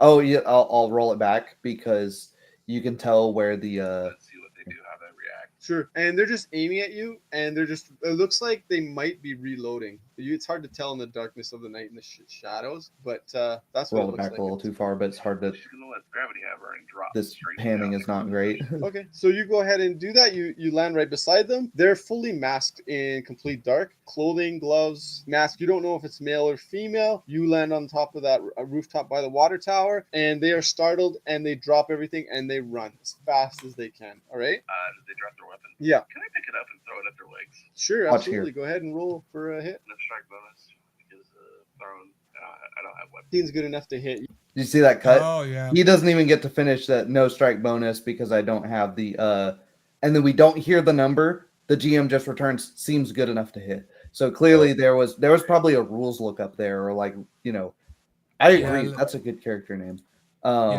So there's even stuff here that we can't criticize because we're not getting an abridged version. Okay. Yeah, right. So this is the abridged version where the GM is still what we had 5 ands there on the GM's description. Yeah, and you can tell he describes the guy landing like 3 times. Yeah. If you wish to 4D role play, then don't look up rules at the table. They do the action. They're not sure what the rules is. You make a ruling on the spot of what will make sense. Especially since you made the game. System yourself. Yeah, right. You make like throw the fucking weapon roll to make them trip on it. That's the thing, though. We don't even know if they looked up rules there because it was a cut. Maybe someone was like, we could only guess, right? Yeah, at least like discussed what they should do and cut that part out. See, and I was complimenting the game because I thought it was like going fast and being cool and dynamic, you know. Yeah, absolutely. If you're running it online, I have a bunch of tabs open where it's like, I know there's a ghoul in the dungeon. I already have the sheet pulled up of it. That way I'm not having to scroll back and forth of stuff. Yeah. It depends on the game. For D&D, I very specifically had the 5e tools open with like 5 or 6 NPCs that could be enemies. Like Druid, Barbarian, Orc, Goblin, Lizard Folk, Hydra, and a couple other tags like that I might wanted to throw in if they are a problem. Because I don't know if they're gonna fight them, but I should have a shorthand ready. Right. Let's keep going because we're in combat here. So let's. Person falls, nearly toppling over the other edge of the building, and they're grasping on for dear life as their body's pretty much over the edge. I'll leave it at that, and we'll move on to the people inside going to Vanisher. What would you like to do? There was a bit of discussion about the media and how to call them and what to do with that. What's the drunk guy doing? He's just kind of still trying to take we're 13 minutes later. We're still on the drunk guy. Oh no. When he watches the drunk guy this time, he's taking a piss against the wall. He's gone home. At the wall where the fucking invisible guy is standing, is taking a piss at his leg. He's making dinner. He's got his whole life. He's getting drunk gas guy for his is the car. villain. The drunk guy is the arch villain. He has like this way of stopping time around him. He is the main character, you know. He has main character syndrome. Oh shit, dude! Holy shit! I hope he's important. I hope he's not just some random NPC that GM invented on the spot. Because oh man, that would be a shame. Let's keep going. I'm excited to see the adventures of some drunk guy. TM. Measure of Moonshadow. He seems like he's got that look of I know this guy, and that's his expression, and he's trying to sort it out in his head. He's not all there. He could be, slightly intoxicated. So he's seen one of the heroes. Do I recognize him at all? You don't know. Okay. While still invisible, I want to go up to him and physically remove him from the building. That's a funny way of wording that. Defenestration. Yeah. What does that even mean? Is he throwing him off the building, or is he? I don't quite understand. I can't tell if I like.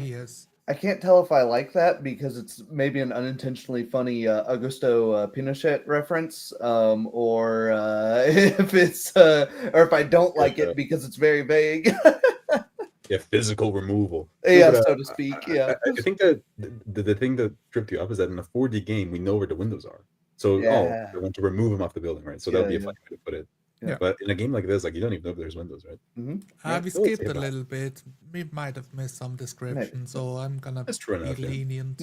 Let's see how it plays out. I'm curious. Okay, go ahead and Usher him to okay. So go ahead and roll for a grab. for a Roll for grab. removal. Okay, I'm trying to see if I have a bonus for that, like a strike bonus. Yeah, if you have wrestling, you might. Well, oh, that's more than enough, anyways. Because he can't see you, so it's not like he's going to be capable of really avoiding That's that. more I'll than enough. certainly- Stop Well, there. we Just we keep already know moving. that. You've Yeah. explained Yeah. 70 times that it's a super drunk dude.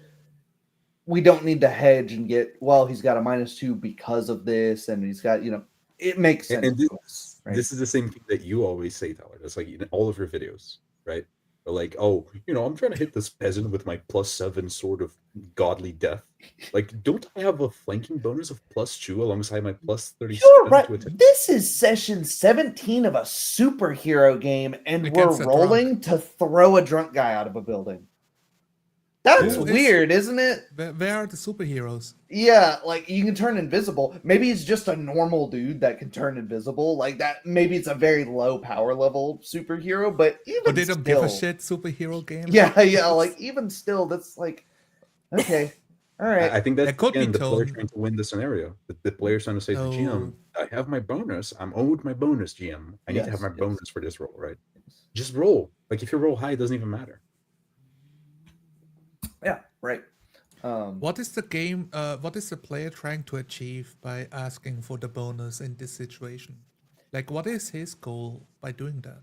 Like I guess so. The DM is like hedged that hey, this guy's like trying to. He's seen your face. He's trying to picture out like, do I know this? Do I know that this guy's a superhero and he's going to start causing a stink of hey? So they're trying to get into the building, like He might be like surreptitiously, maybe being interviewed by a reporter, like the yeah, next day. because they're trying to call the media.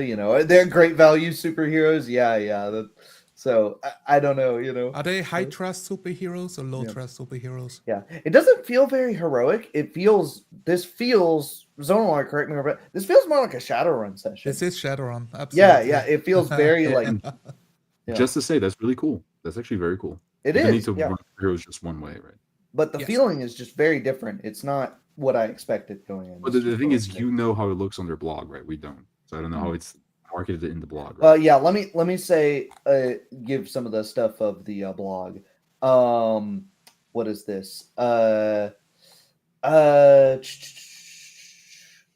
Heroes go from hunters to the hunted and then instantly back to hunters with an overwhelming display of firepower.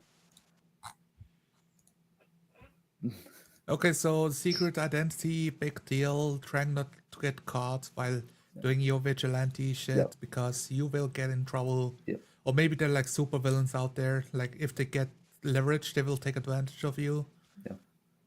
So, Something like but that. like, so in turn, you kill a drunk, I guess. Right, That should I mean, be. you're- I hope they play it out in character of the more consequences of They that. say specifically in here that we have things to chew on morally, ethically, and heroically. So let's Okay. let's hold that thought. invisible, and I don't think it'll work because I get like a -8. Oh, wow! I guess I do. I got a natural 20, so Bends over at just the right time. Yeah. Champ. The That's drunk that guy, the moment. drunk guy that's says just he's it. a So superhero. that's That's I right. and try to grab him, and he kind of stumbles. I can't believe it, guys. Sorry, our superhero has a -8 here to like throw.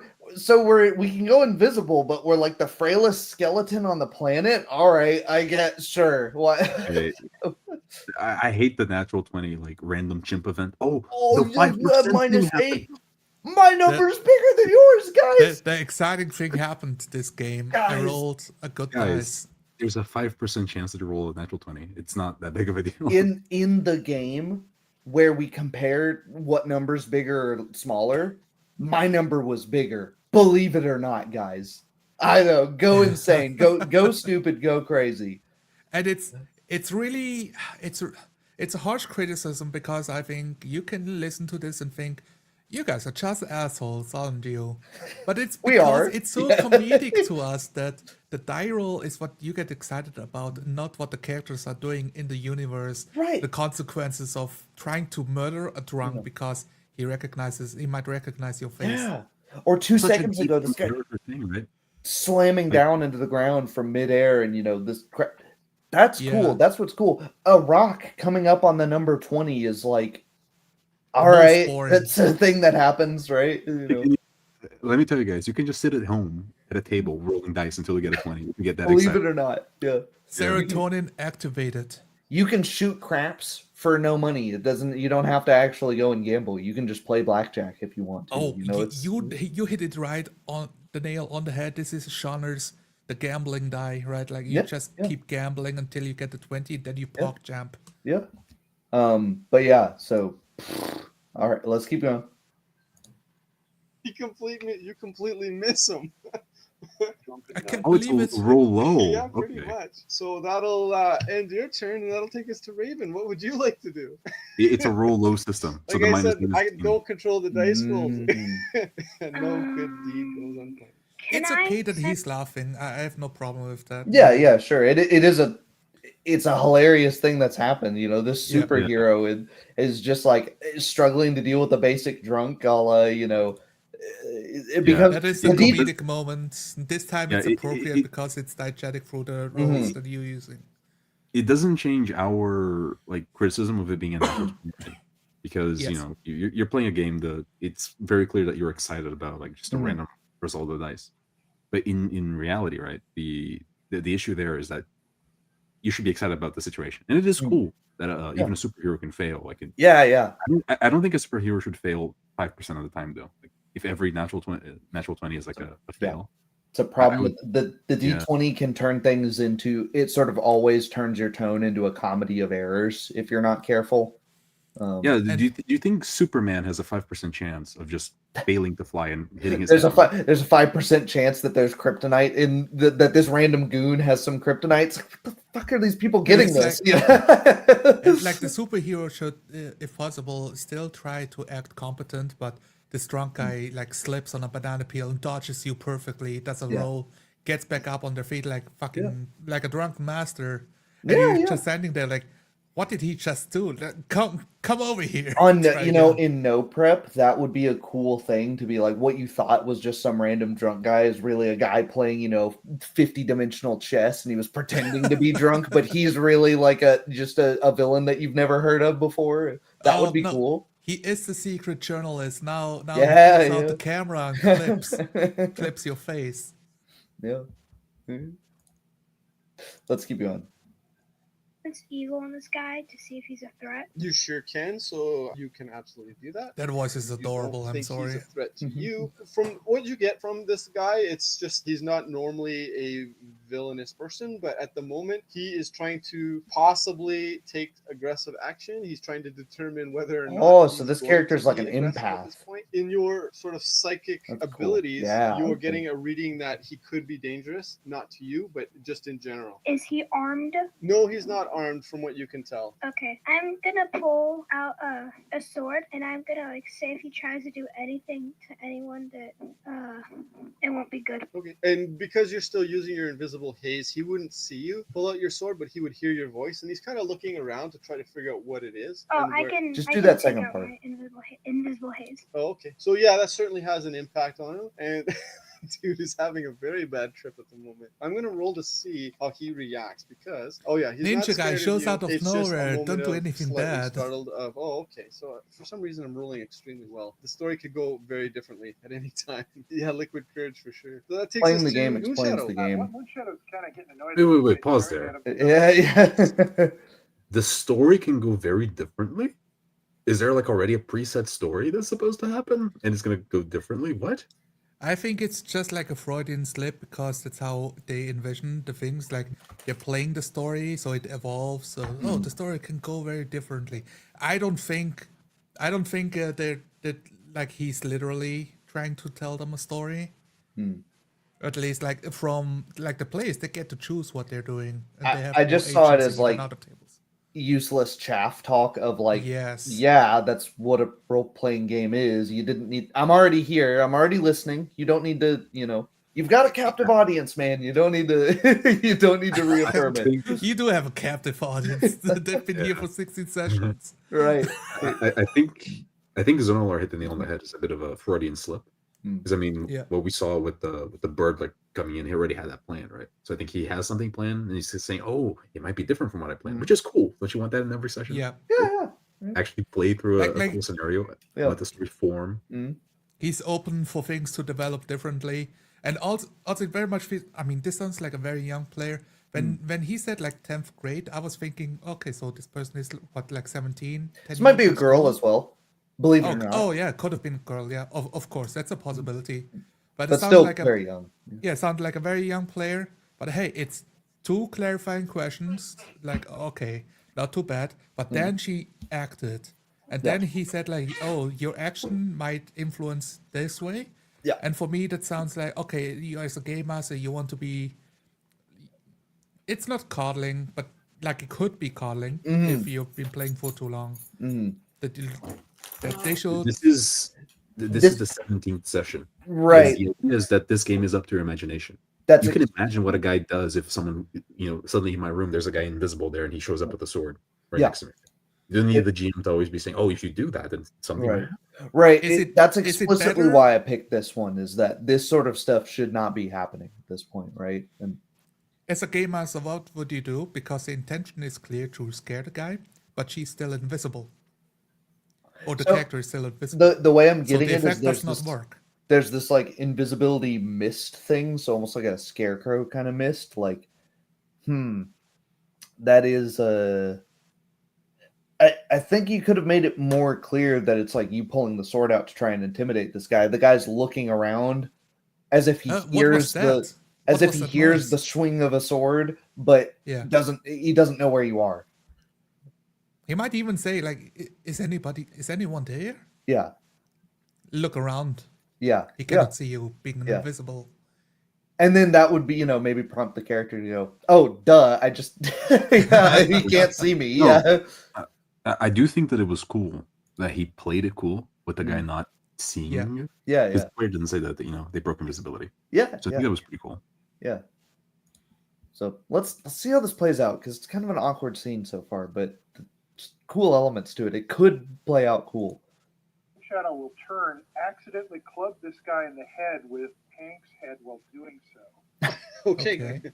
and sort of So- step, a little bit back into the building and get some cover, since apparently people are shooting other people out here. Okay, go ahead and roll. By the way, do we hear those gunshots? I think that Kadan asked that. This is why people don't like split parties. And it's not really that people don't like split parties. It's that people don't like split parties of a million players when the Yes. turns take this long. Because now you're Yes. having to get clarified. Because now I'm like, okay, I skipped ahead, sure. But even the players are like, wait, so there's gunshots outside. Some of the players are outside. The characters are outside. So they're having to ask, wait, do we hear the gunshots over here? Because it feels like we're playing a different game over here, and I've just waited 10 minutes to get my turn again. I forgot what happened 10 minutes ago. I don't even know what. You know what is the biggest issue, though? The Hmm. player making a random GM question is doing so out of his turn. Wait for your turn to ask that. Yeah, You- yeah. I mean, don't ask it in the first place. It felt Wait like I for your turn. skipped. I thought I skipped Yeah. ahead for a second. I didn't. No, we're just. Notice how the GM prompts player X to do Mhm. something, and then player I just like cuts in, like, Yeah. "Oh, can I hear gunshots outside?" Yeah. No, let me take my turn, dude. Yeah, We all have our turns, right? Talk when it's your turn. It's Yeah. almost like he's thinking of what he should do in character, and that's the question that came up. So he interrupted everybody Yep. else to ask his one question. Yep. And he's been sitting here waiting to play the game. So he's like, fuck it, I'll jump in here, maybe, like, right. That like, could be. it's like, well, I better jump in when I have the chance to be like, hey, hold on. Can I do something? Can I at least get some clarifying information here? Because I haven't been able to play in 10 minutes, Let's see atmospheric conditions like. Yeah. Yeah. Yeah, the answer is no. You don't hear the gunshots, so they were suppressed, and Tempest did radio that over. You guys would have heard that. Yeah, Moonshadow. I don't have my radio. Moonshadow, you do succeed, so you do You crash. just Yeah. brushed. Whoa! You just totally brushed it. So that's egregious. That's bad. So you're saying a player did this thing. That player is telling you, no, I don't have my radio. That didn't happen. Oh, was that the player? There was a cut as well. And there was Go a back. cut. Let's go Oh. back there. Yeah, so I'm at 25 I thought right he now. just talked over him. I thought it's the other guy that he said like, oh, I don't have my radio to receive the news. So So he This is this talked whole scene again. over him. either or. I'm gonna roll it back 30 Yeah. seconds. Get some cover since apparently people are shooting other people out here. Okay, go ahead and roll. By the way, do we hear those gunshots? I think that Kadan asked that. Yeah, the answer is no. You don't hear the gunshots, so they were suppressed, and Tempest did radio that over. You don't hear the gunshots; they're suppressed. But this character radioed it over. Yeah. So you still have the same information. So okay, let's keep going. You guys would have heard that. That moonshot. I don't have my radio. Moonshot. And it cuts there. A Yeah. player's trying to say, "I don't have my radio." So either I didn't get that information, or no, I didn't send that information. Either way, this is like, Guys, if you are the GM and every single thing that happens in universe must go through you, and you start giving incorrect information, you're just gaslighting your players. yeah. This is why you let your players just say what they're doing instead of having to reiterate like 10 times. Because now because there's like 5 players or something like that. Are you really going to keep in mind like every single thing that those 5 players did? The answer is no. All Let your of their players do these things. powers, all of their equipment, all their whole character sheets. No, this is why they have their character sheets, so that they know I have my radio, I have this, I have that. I almost feel like this is why people say, "Oh, Draw Steel is actually a good game, man," because they know what their characters can do and what their characters have on their bodies. They can just like talk over the table to each other. Oh no, I didn't have a radio, so you wouldn't have known this information, like without needing the GM for that. Yeah. Maybe it's a game designed by bad GM habits. Maybe that's and I should specify, right? Some people might not understand what we're criticizing here. We're not criticizing that he got something wrong, because you're trying to keep track of like 10 different characters. Yes. So you're bound to make a mistake here or there. We're criticizing the idea that your game is so like what's the best way to put it? It is so tyrannical. Like your grip in the game is so tyrannical that you have put the duty of telling the players what reality is on yourself. It's not even the players that did that. You did that to yourself. So now your word must always be right. Otherwise, you're gaslighting the players, since you're the only one that can speak the truth of the universe. And since you're always speaking the truth, now the players feel like, well, I gotta trick him somehow to get something out of this. Gotta like play this double game and to like get information to my advantage, because he's always saying what's true. This is late stage overbearing GM, when the game you made turns against you, because now you need to always be right. Yes. And they have to keep asking questions, because they're like, wait a minute, what? You just changed like what happened to my character like turns ago. Hold on. Now I'm having to remember what we just did 10 minutes ago because the turns are so long. Do you see how objectively each of these steps, each of these mistakes adds up to a debt to the reality of the world? And you're 1 minute slower here. It's crap. Okay, that happened. Now you're 2 minutes slower in explaining why you were 1 minute slower. Now you're 3 minutes slower and it just keeps going and going and going. And we have an incoherent scene that took us 20 minutes to tell. Yeah, and Tyler's totally correct. This is an objectively bad thing. I wouldn't say this is subjective. If your player has to pause you, no, wait, I didn't do that. I don't even have a radio. What are you talking about? It is an objectively break in the immersion, right? Not even subjective anymore. Yeah. Like if there are so many continuity errors in a movie that you're like, hang on, he went over here to grab a radio, but in the next scene, he doesn't even have the radio. So why did we just do that scene? If you're constantly asking those questions, I would say it's an objectively bad movie because it's hard to follow, right? If the mere logic of the movie is hard to follow, that's bad, right? I feel like that's pretty agreeable. Like I will also say this is one of the key elements that separates other role-playing games from a 4D table, because at a 4D table you share the burdens with your players at the table, so you can loosen that grip, that like total control over the world, and allow the players to co-create the hard cover to hide behind, and sending a message over the radio, and the other guy's like, oh, I don't have the radio on me, so I'm not receiving anything. So he's not gonna play off that fact. Mm-hmm. I will be right back. I'm gonna grab a drink real quick. Okay. No worries. I'm gonna keep playing without can without keep playing. Conway here, and then we can You do succeed, so you do crack the two guys' heads together. I will roll some random damage here, and because We don't need alright, to so yeah, they get a little bump on the head, nothing major. You do hear a grunt from Hank, and you do hear a grunt from the other guy. And as you do that, he starts to get really upset. He's like, "I know you now. I know where I know you from. You're that guy that was hitting on my girl the other night at the bar at the club. You were there. I know you. You're that guy." And he's slurring his speech, and he's trying to sort of sort it out in his head, and he's clearly had a little bit too much to drink. So he's going to actually get angry and going to take a shot at you. And He's gonna get angry and shoots you? if we've What? got a million characters that are like the drunk goon, let's just like we don't need to re-describe it every time. Like I feel like I'm beating a dead horse at this point, but they're also kind of beating a dead horse here. So bears repeating. It's really like, okay, this is role playing to a sense that you're describing what is happening and speaking in character. Like he's not doing a voice, which you don't need to. If you can, it's always a Yeah. plus, but not necessary. But it's very stiff. It's very stiff. Yep. And again, it just doesn't feel very super heroic. You know, this guy's clanging these two dudes together, heads together, and they get a little bump, and then they don't react. He failed the role, so how do you fail the bonk? Well, and the two characters don't react at all to having their heads clocked into each other. There's yes. like a hard cut to I know you. It's like an Oblivion NPC like forcing dialogue with you, where the guy's just been like gotten his head caved in with a mace, and he just goes, "You stop!" And it's like, what? He doesn't react at all. He doesn't even let out a cry. He doesn't like. It's like you stole an NPC's horse right away, and now you're fighting some goblins, and the guy runs like up behind you. You turn 180 degrees, and he says like, "Good better, isn't it?"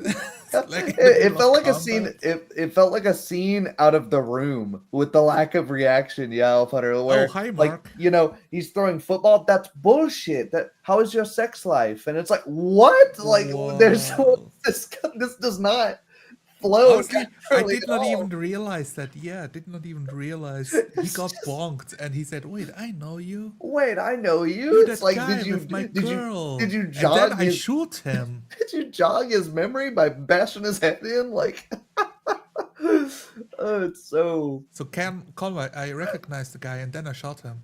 yeah. And likewise, I this just guy got back. takes taking these two drunks. He bashes them together. That's his action. GM, okay, they get a little bump on the head. He starts dialogue. Wait a minute, I know you. You're that guy who did this. Then I pull out my gun. Then I shoot you.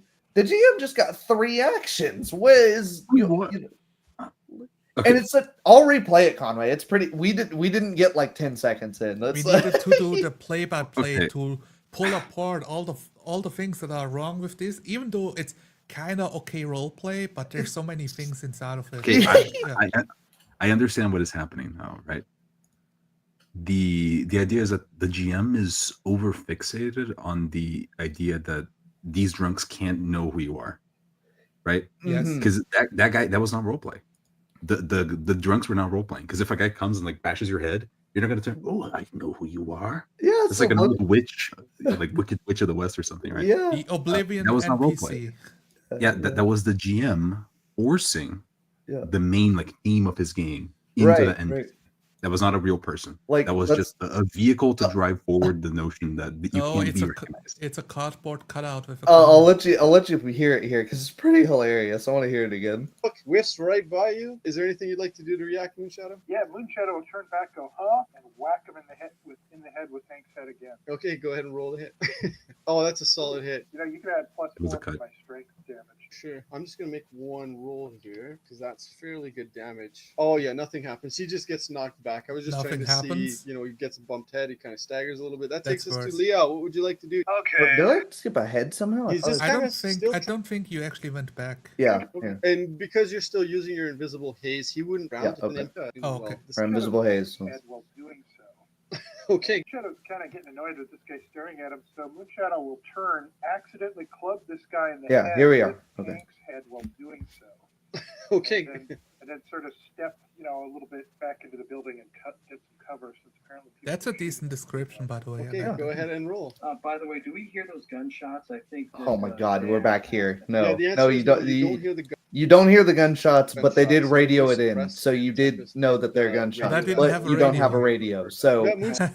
and this happens in Let's just 5 ignore it. seconds. There's Let's ignore three. There's 3 mistakes. There's 3 like egregious mistakes in 5 seconds, which is how we're 25 minutes in to do a 2-hour-long stream.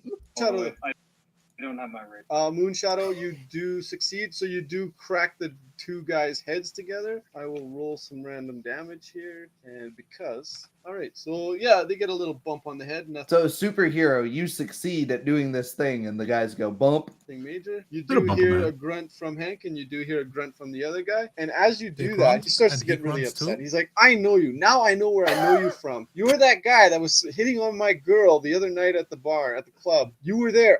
I know you. You're that guy. And he's slurring his Least drunk speech. moment. He's trying to in my sort of, life. sort of play That's Oblivion soundtrack. bullshit. That is the Oblivion soundtrack. That's what people find Yes. Oblivion. It's like a guy say good night, and then he gets like by like a fucking trap, right? Because the character is not acting in a way that is conducive to what is happening to them. They're not a real person. You can see that they're just like a little puppet. It's when the Yeah, those guard is in very battle stance, gets a dragon, he turns around, looks at you and say, someone stole your sweet roll, and then he gets eaten by the dragon, like flies Yeah. off the map. People find that funny because there's a disconnect of what is happening Right. in the world and what the character is doing.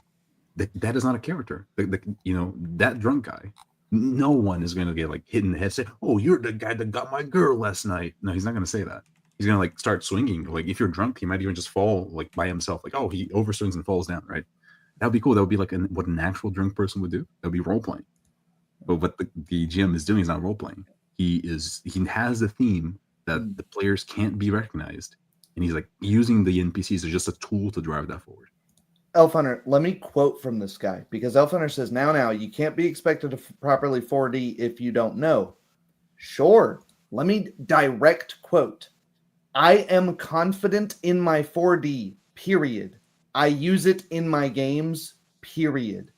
I have a good 4D, period.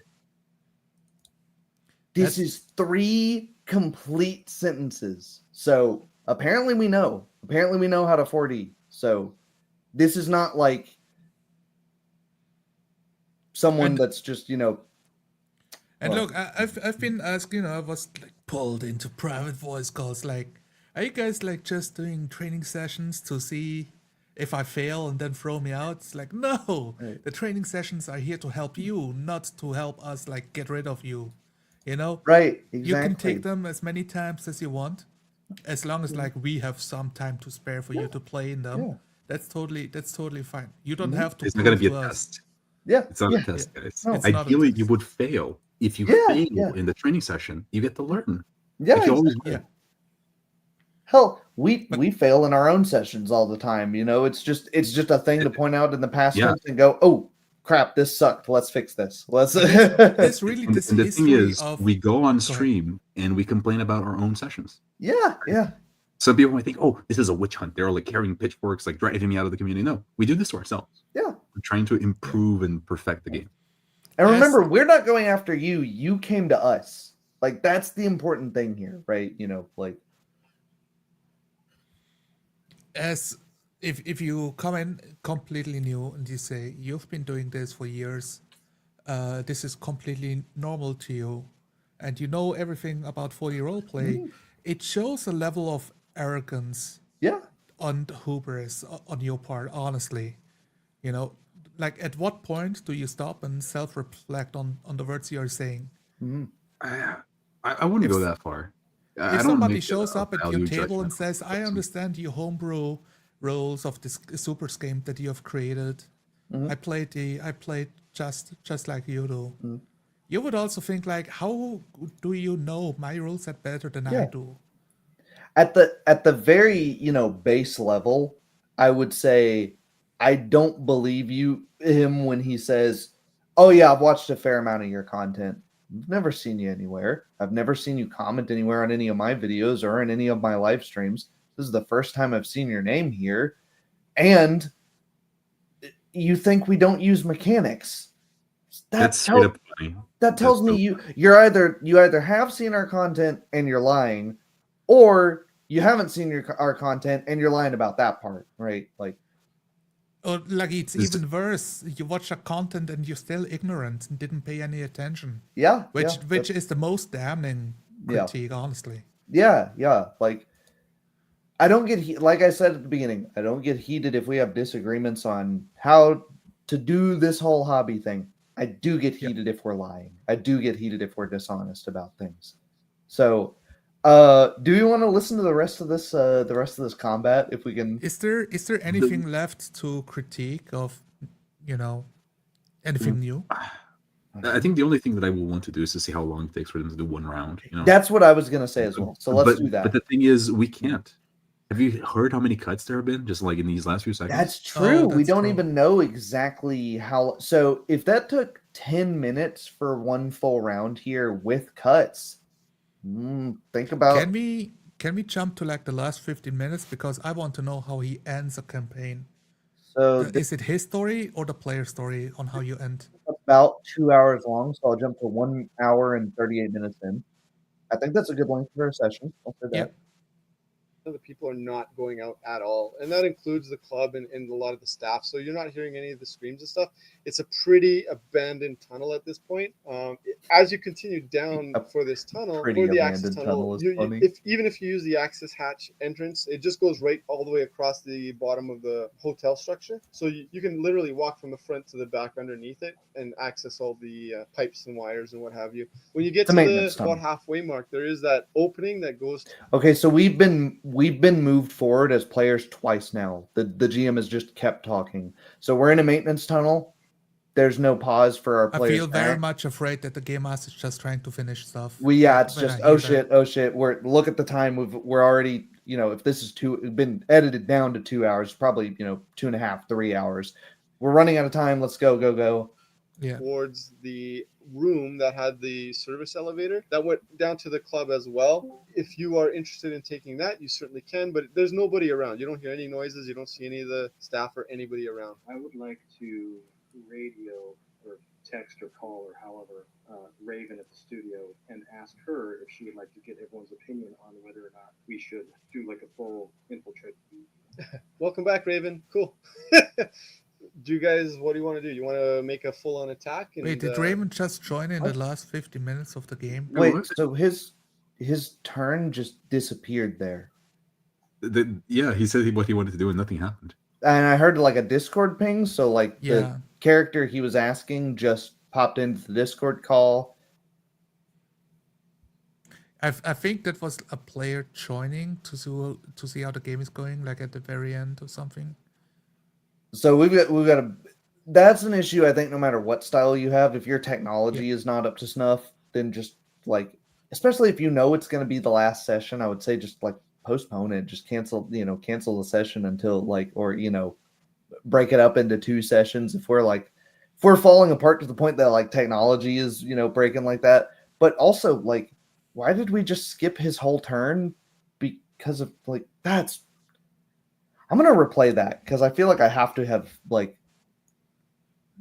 did I just like blank out and I missed something there? Let's replay that. The people are not going out at all, and that includes the club. So we're in the maintenance tunnel. So you're not hearing any of the screams and stuff. It's a pretty abandoned. If you're about halfway mark, there is that opening that goes towards and the GM is just room that had the GM's talking here for like a minute straight, club as well, and then the player gets 10 seconds. Taking that, you certainly can, but there's nobody around. You don't hear any noises. You don't see any of the staff or anybody around. I would like to radio or text or call or however Raven at the studio and ask her if she would like to get everyone's opinion. Radio, text, or call. We should do like a full infiltrate. Well, he doesn't know if he has his radio because when he mentions the radio, the GM uninvents it, invents it. So he's like, I don't know, I'm just something. Can I forward the radio on my body, GM? Yeah. So on the radio, call, text, all the above, whatever it is that carries me forward. I'll do one of those. So the GM I use my fingermajig to do the thing. The GM there literally spoke for 10 times as much as the player was able to speak there. Multiply that by 5 for each player that you have. That is the GM speaking 80, 90% of the game. Your players are here. They want to play the game, right?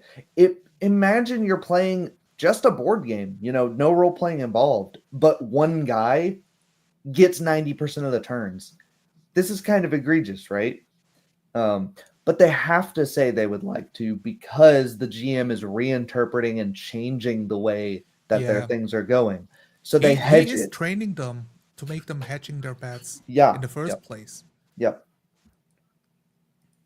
So let's see here. So we just stopped on. I'm radioing Raven to get him to get like a group meeting here. All right. If I have a radio. Yeah, if I have a radio. If I don't have a radio, I text him, I guess. If I don't have a phone, I so I use communication to reach Raven. Yeah. Welcome back, Raven. Cool. Do you guys, what do you want to do? You want to? No, that was a hard cut. I'm not going insane. Wow, that's bad. Okay, I'm glad we cut to this last bit because this is new. That's bad. Let's keep going. I don't even know what to say about make that. A full-on attack, and now would be the ideal time. Well, hang on though. In Palladium terms, in game terms, if we're going to do combat, that's going to be like an hour or two in and out. He said the quiet part out loud. He said the quiet part out loud. Hang on. If we're going to do combat, looks at watch. We only got like 10 minutes left, GM, and you know how fucking long combat is. This is what I say when I mean it's objective. I literally said before I ever watched this, everyone has the same issues. Guys, our combat takes for fucking ever. We can't actually finish a session because the combat's going to take forever. This player said the quiet part out loud and said, dude, we cannot start combat right now because it's not going to get finished. I got a life after this. Why are you guys taking it so serious? Listen to your players, man. The player knows. He knows exactly the problems of this game. And he can tell you. He spots it immediately. Can I just say the video is 2 hours. So if like it's an hour and a half for every common encounter, I mean, how long have you been playing? Is it like a 6-hour session that you cut down to 2 hours? And the thing is, you're so like aggressive with the cuts that we don't even get to know what the player's action was. Mm-hmm. So you've been cutting a lot, right? Mm-hmm. I kind of want the first minute of the game back when there were like prostitutes on the streets and there was a dog barking and the drunk guy was still a novel concept. I know we skipped. We don't know what happened to him. We skipped too far ahead. I hope he shows up again in his last 10 minutes. Here's the thing. Imagine, right? Like it is very clear that the player here is communicating to you. Wow, that we don't have the time to finish the game. Like it's going to take like an hour and a half to go through combat. Right. Imagine if you could just cut out everything. You know how you've been cutting your video to make it seem more like a narrative? Mm-hmm. Why don't you do that in the table? Yeah. Cut all the out of character talk, cut all of the rules discussion, just what you do, where you are, and what you say. That's it. And your game will go so quickly. And that's what I'm not trying. That's why you immediately interpreted me linking our combat as being defensive when it's literally just an example of how you can do the thing unedited. I hate editing videos. So now, for me, that's even another bonus. It's just totally unedited. It's just a clip of a round of combat here. Even that flame zombie, I would like to introduce you to a concept I call projection, where you project your own like fears and weaknesses onto other people. Like, oh, that's what everybody is like. Maybe that's what's going on here. Oh, he's just like defending himself by sharing his own stuff. So And thank you for sharing this stuff. There's lots of people that would write these. This is just what I complained about last live stream is the people that will write the big walls of text.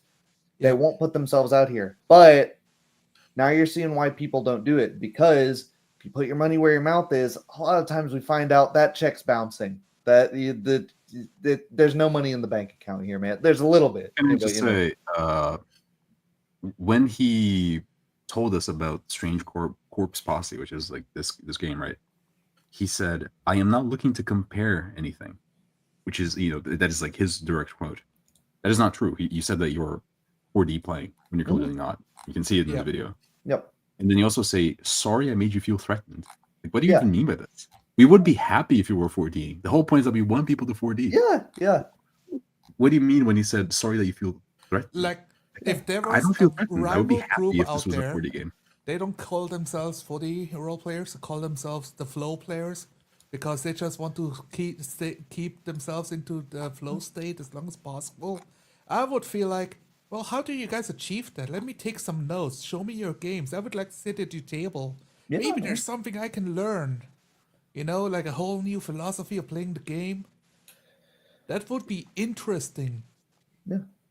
I don't know either, right? Because we mentioned don't talk explicitly about the rules insofar as you can cut out the mention of them. We never said don't use them, right? Max and I have had an entire series, which we're hoping to revive, called Dyson Design, where we basically just talk about mechanics. That's it. That's the whole thing, Like, why would 3-4 of us be designing our own games, which you'd probably know about if you've seen a fair amount of our content, in our words, if we thought the mechanics didn't matter? Right? And we all mostly like rules heavy games. I mean, we're like, we don't talk that much. Well, that's not true. There are like different cliques in the 4D community, right? We have like Crispy. Well, it's not an echo chamber. We disagree with each other all the time. Yeah, but you have like Crispy, Kingmaker, and like Phil, and they all really like rules light. They all like easy D6 or whatever. Yeah. But there's this other clique, like me and Tyler, who really like Pathfinder. And then you also have Mr. Max that is making Mr. Max is making a rules crunchy game, right? And I'm making a crunchy game as well. 4D's not an echo chamber, and a good part of us really like crunchy games. I mean, we're playing Pathfinder.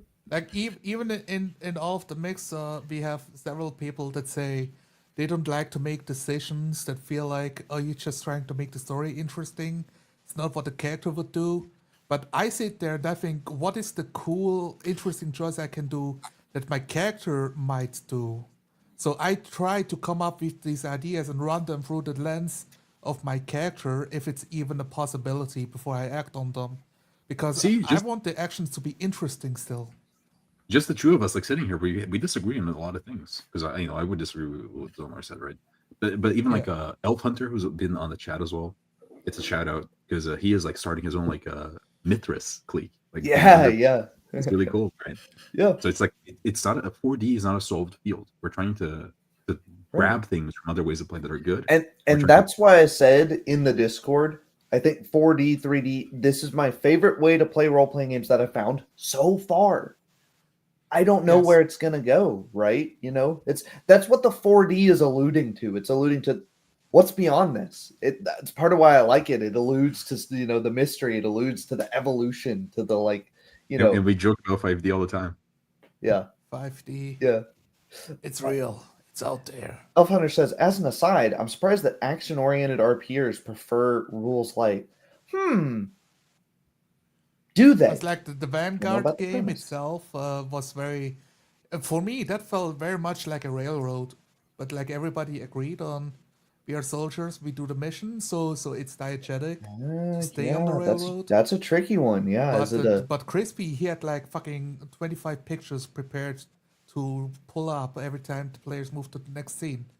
So what if they just move to a completely different place? I know. There are no more pictures. I would feel so pressured on that one. Yeah, you're going into the, you go somewhere and then the Gmod loading screen is like, oh, hold on, I have to download textures. Yeah.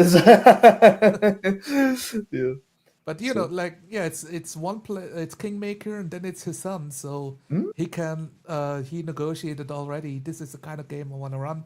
Yeah, Let's have right. like a streamlined experience. And it was a cool concept. I called him out. I was like, yeah, that was a nice railroad. And he said, no apologies.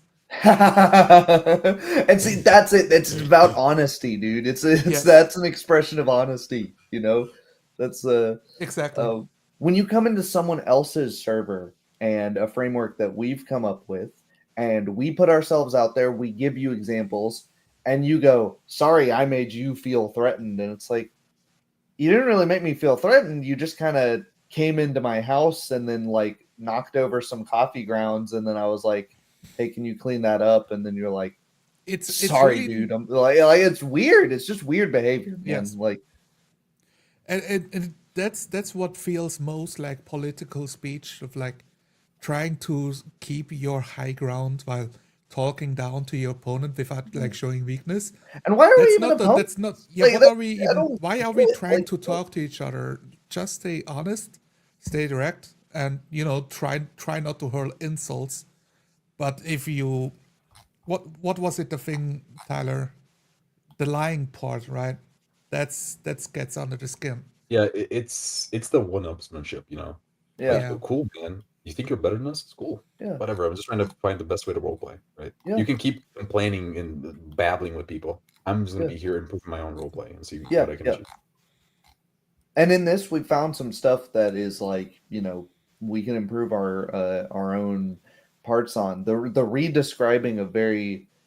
I am surprised something that didn't happen here when you keep redescribing the same thing, the drunk guy over and over again. What players will find a lot of times, well, they'll go, "This drunk guy must be really important. We're gonna shake every bit of information we can out of this drunk guy because he must have like a chip or something or some bit." And now you've Yeah. dug yourself a hole as a GM, and you're like, "Shit, no, it was just some drunk guy," but I just keep redescribing him, and I'm surprised that hasn't happened. That's something I just thought of here. I think it kind of did because in the end they did try to defenestrate the guy. Yeah, they Yeah. yeah, it did at least derail two players. Yeah, that went off and were like, and then It's a two self-fulfilling superheroes prophecy. are struggling with one drunk guy. Like, There's a couple moments of just his descriptions are incredibly weak. He lets the players roll if they like do the bonking. It's like, yeah, oh, success. Let me just do a roll. What yeah, roll are you doing? yeah, The roll is literally, oh, you bunked does nothing yeah. anyways. Which now you have two rolls to decide if if they're like wasting their time or not. And again, Just having just like weak description, something you yeah. can improve on. In your bio, you say you've been a GM since 1985. That's longer than I've been alive. If that's the case, like, you're an artist too. You've got some art. Surely your art has improved from point A to point B, right? Even though it's subjective, your own style, you can improve within your own style, right? I think we would all agree on that. You can improve your line artworks. You can Yeah, improve your color theory. You can yeah, improve your shading techniques. yeah, There are different ways to improve, but and you can also evolve your own yeah. style of how you There, want your art to look, what you like about art.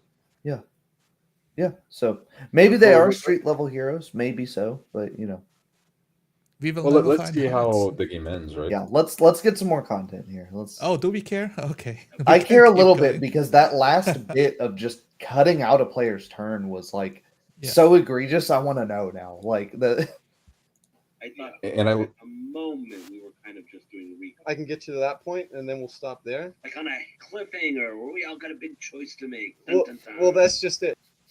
He's again saying the quiet part out loud. Like, I get. Did GMs not realize that that's like? This is a story game moment, right, guys?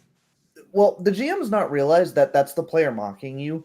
Like, even if Yeah. it's in slight fun, they're like, and then the thing that always happens is going to happen because this is all super predictable. Like, they're laughing about it as basically a coping mechanism of, oh, everything we did here didn't really matter. It's going to land on another cliffhanger because we can't finish any games ever because everything takes for 50 years and we've only got so many hours in the day. It's better that I laugh about it because I might just cry. Yeah, exactly. They're trying to tell you something without hurting your feelings effectively. Like, it's kind of passive aggressive, honestly.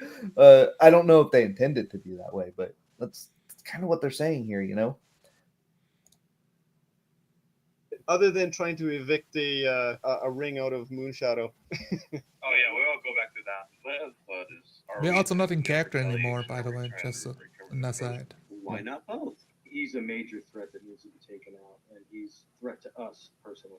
if we take him out, what kind of chaos will be the fallout? I don't know what exactly he's holding together. Honestly, Yeah. it probably looks like he's a bigger badass if we do take him. At the moment, we only know who's like really big into like politics in this city. Are we gonna visit the royal? Yeah, but I think that the fact that he was trying to get the closure, and we've already expressed that to the high priest or whatever, yeah, that probably puts him on not so good terms. And if something were to happen with him, in my opinion, I think the royals may just kind of turn a blind eye. So it's like there was a cut because he says, "I want to call him up and have this meeting," and then there's a cut. Now they're just in the meeting all of a sudden. So I don't know if there was some technical difficulty and like now we're in that meeting. The I think characters he are just was kind of literally just like discussing out of character how to make this happen, have the back and forth above the table talk, and cut that out. yeah. The thing is, right, all this aggressive cutting to me shows that because you're trying to put, I'm going to assume that you're trying to put the best leg that your game has forward, right? Yeah, If you're cutting your game this aggressively, I think that you agree with us that the game should have a faster pace. There's something there that's making the game really slow, right? Yep. So And two of your players seem to agree. So yeah, and you objectively want the game to have like a faster pace, a more flow state from scene to scene. If you're cutting so aggressively that you cut out what a player was even doing. You cut out like the result of the action, which is the whole point of playing a role-playing game. So if you're cutting this aggressively, you must agree with us that the game should be going faster. And I mean, that is what 4D is about. 4D is about trying to speed it up, Get the real meat of the role play that you want out of your session. Even if your story does not conclude satisfactory of what all the characters are doing, at least all the players got to role play their characters. Right. And see how that plays out and all the different experiences of I didn't count like 6 players at the table and all the way they interact with the world and each other and the enemies. That's still a great experience, even if there's like not a nice bookend on how it ends. Well, let's see. Speaking of how it ends. Yeah, if he's with the lawyers and we're criminals, and if he's a threat to the lawyers, we're... Yeah, I mean, it's not risk-free. But if we wanted to play safe, we wouldn't be playing a superhero game. Well, okay, so we're just like fully out of character at this point. Stolen in the first place. But if we're not playing safe, we're you guys around. And we could just drop a building on top of this and say that's a total. There were some defenders, didn't it? Well, if it's a minor boss on this like level, I'm gonna say it's not gonna be that easy. But did you say minor boss? Keep, like, stay at home, and nothing is gonna be figured out. So I'll say let's at least go. Well, my main concern is the intent of what we're doing and why. Yeah, he's not going to stop. Yeah, that's what I'm concerned about too. He could turn over the roof and become a good demon. I think I'd like to find a place to call my snitch and get. No, we are still in. Okay, so we're back into character all of a sudden. One player's in their character. This is so confusing. This is very confusing. That's combobulating. Yeah, we're like. And it's definitely like half the players are ready to like, okay, it's the end of the session, guys. Like we know it's like you can really see the looking at the watch. Like I can hear like the players that like unbuckling their belt and relaxing because it's over. Yeah, yeah. Or like getting their keys ready to drive to work because it's been 12 hours and it's 7 One of the players now and... he's already wearing his jacket. He put the shoes back on. Like, well. And finale. We've got a finale. And we just spent like 2 minutes of the play going around the table, each player talking about here's a loose end. We still don't really know anything about this politician. Yeah. We don't know anything about this. Is this a minor boss? I don't really know what this character's motives are. I don't even know what our plans are. Can I call my friends to find out more information? Like, if you adopted some of what we do, and we have slow burn sessions, there's no problem with that, but it just feels like the players are kind of frustrated that nothing has, like, it feels like no real progress has been made. Like, are they even role playing? One guy's trying to. He's trying to call up his friends in here, but like into the world, like in character. Yeah, you can really tell that they want the catharsis of just getting done with it. Yeah, it isn't the excitement. Oh, it's like the end of the story. Let's see what happens, man. You just, let's get You this done know, with. you know this excitement. What it is? Finally, the contract is over. I did my service. Yeah. 17 sessions, and I'm free. Yeah. And Yeah. we are leaving on a total unresolved cliffhanger. There's no sessions after this. So No.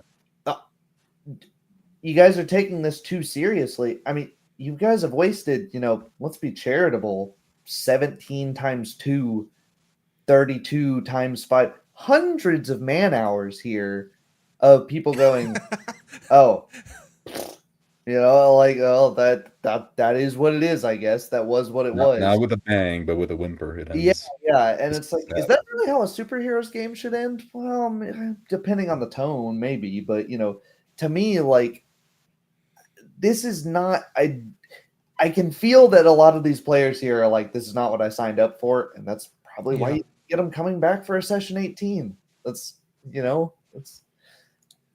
I've had campaigns just end because I couldn't be bothered scheduling anymore.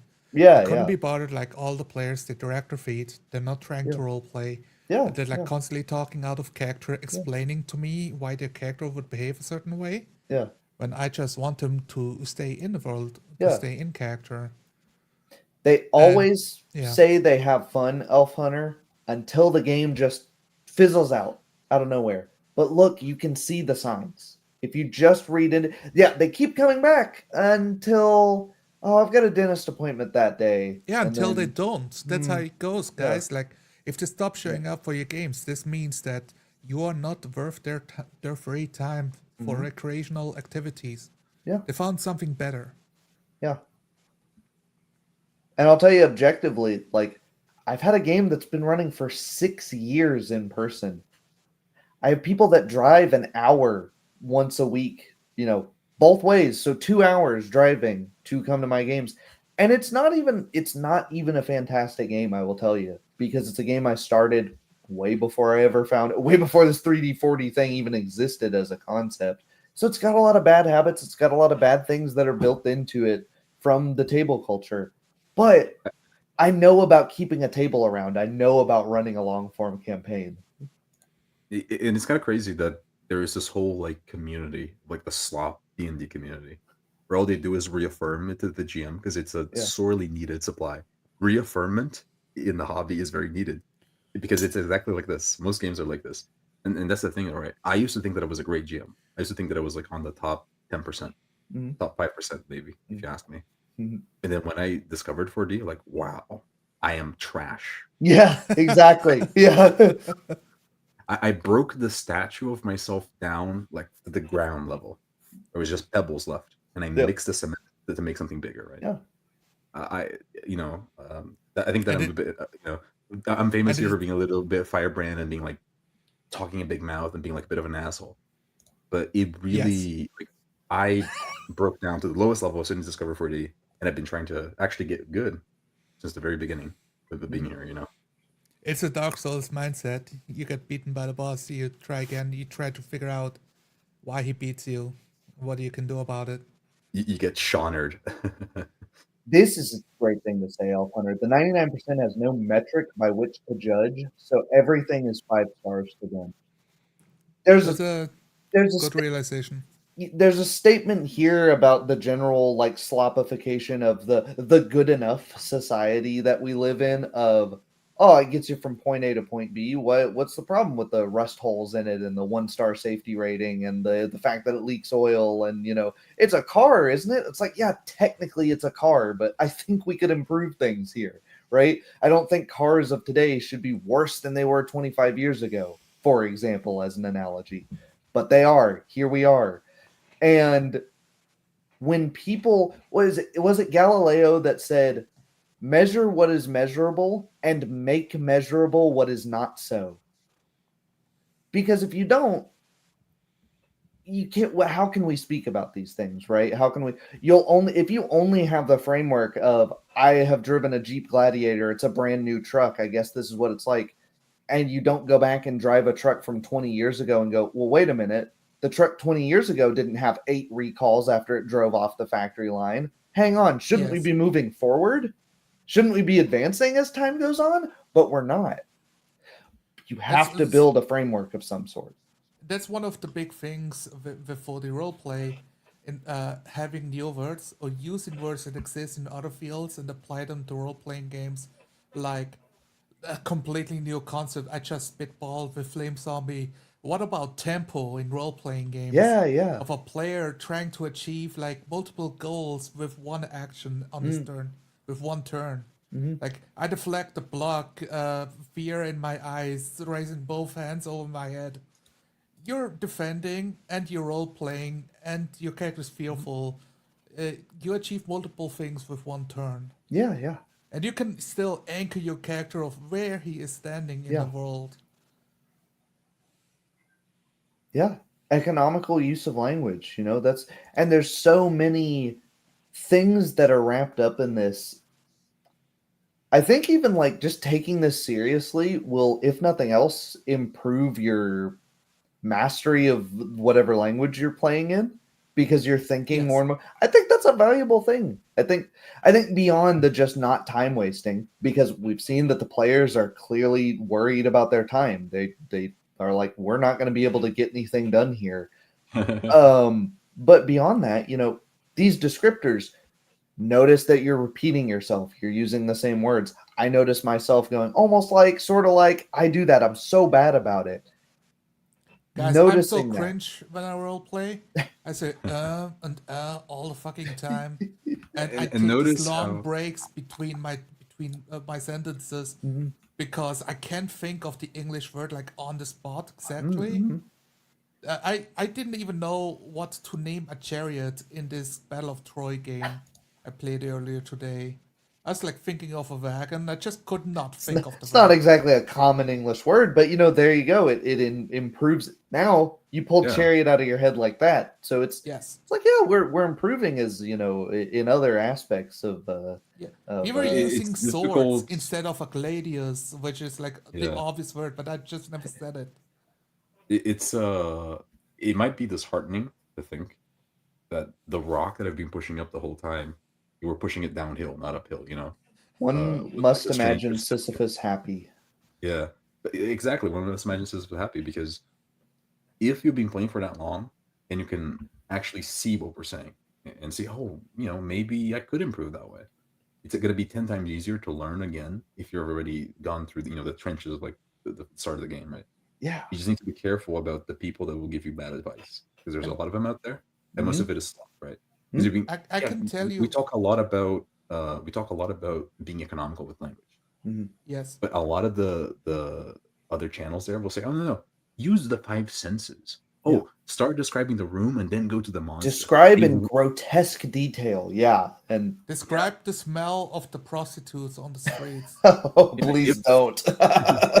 if if you do that, like that's just straight up bad advice. Straight up, it will harm your game if you Mhm. spend like 3 minutes describing Mhm. the five senses and describing like the small things of the room, like Yeah, the floor dimensions, the yeah, the curtain, and It's almost no, like it could be good advice, but it's wrapped in bad advice yeah, because the advice is given to people that you don't know the problems of.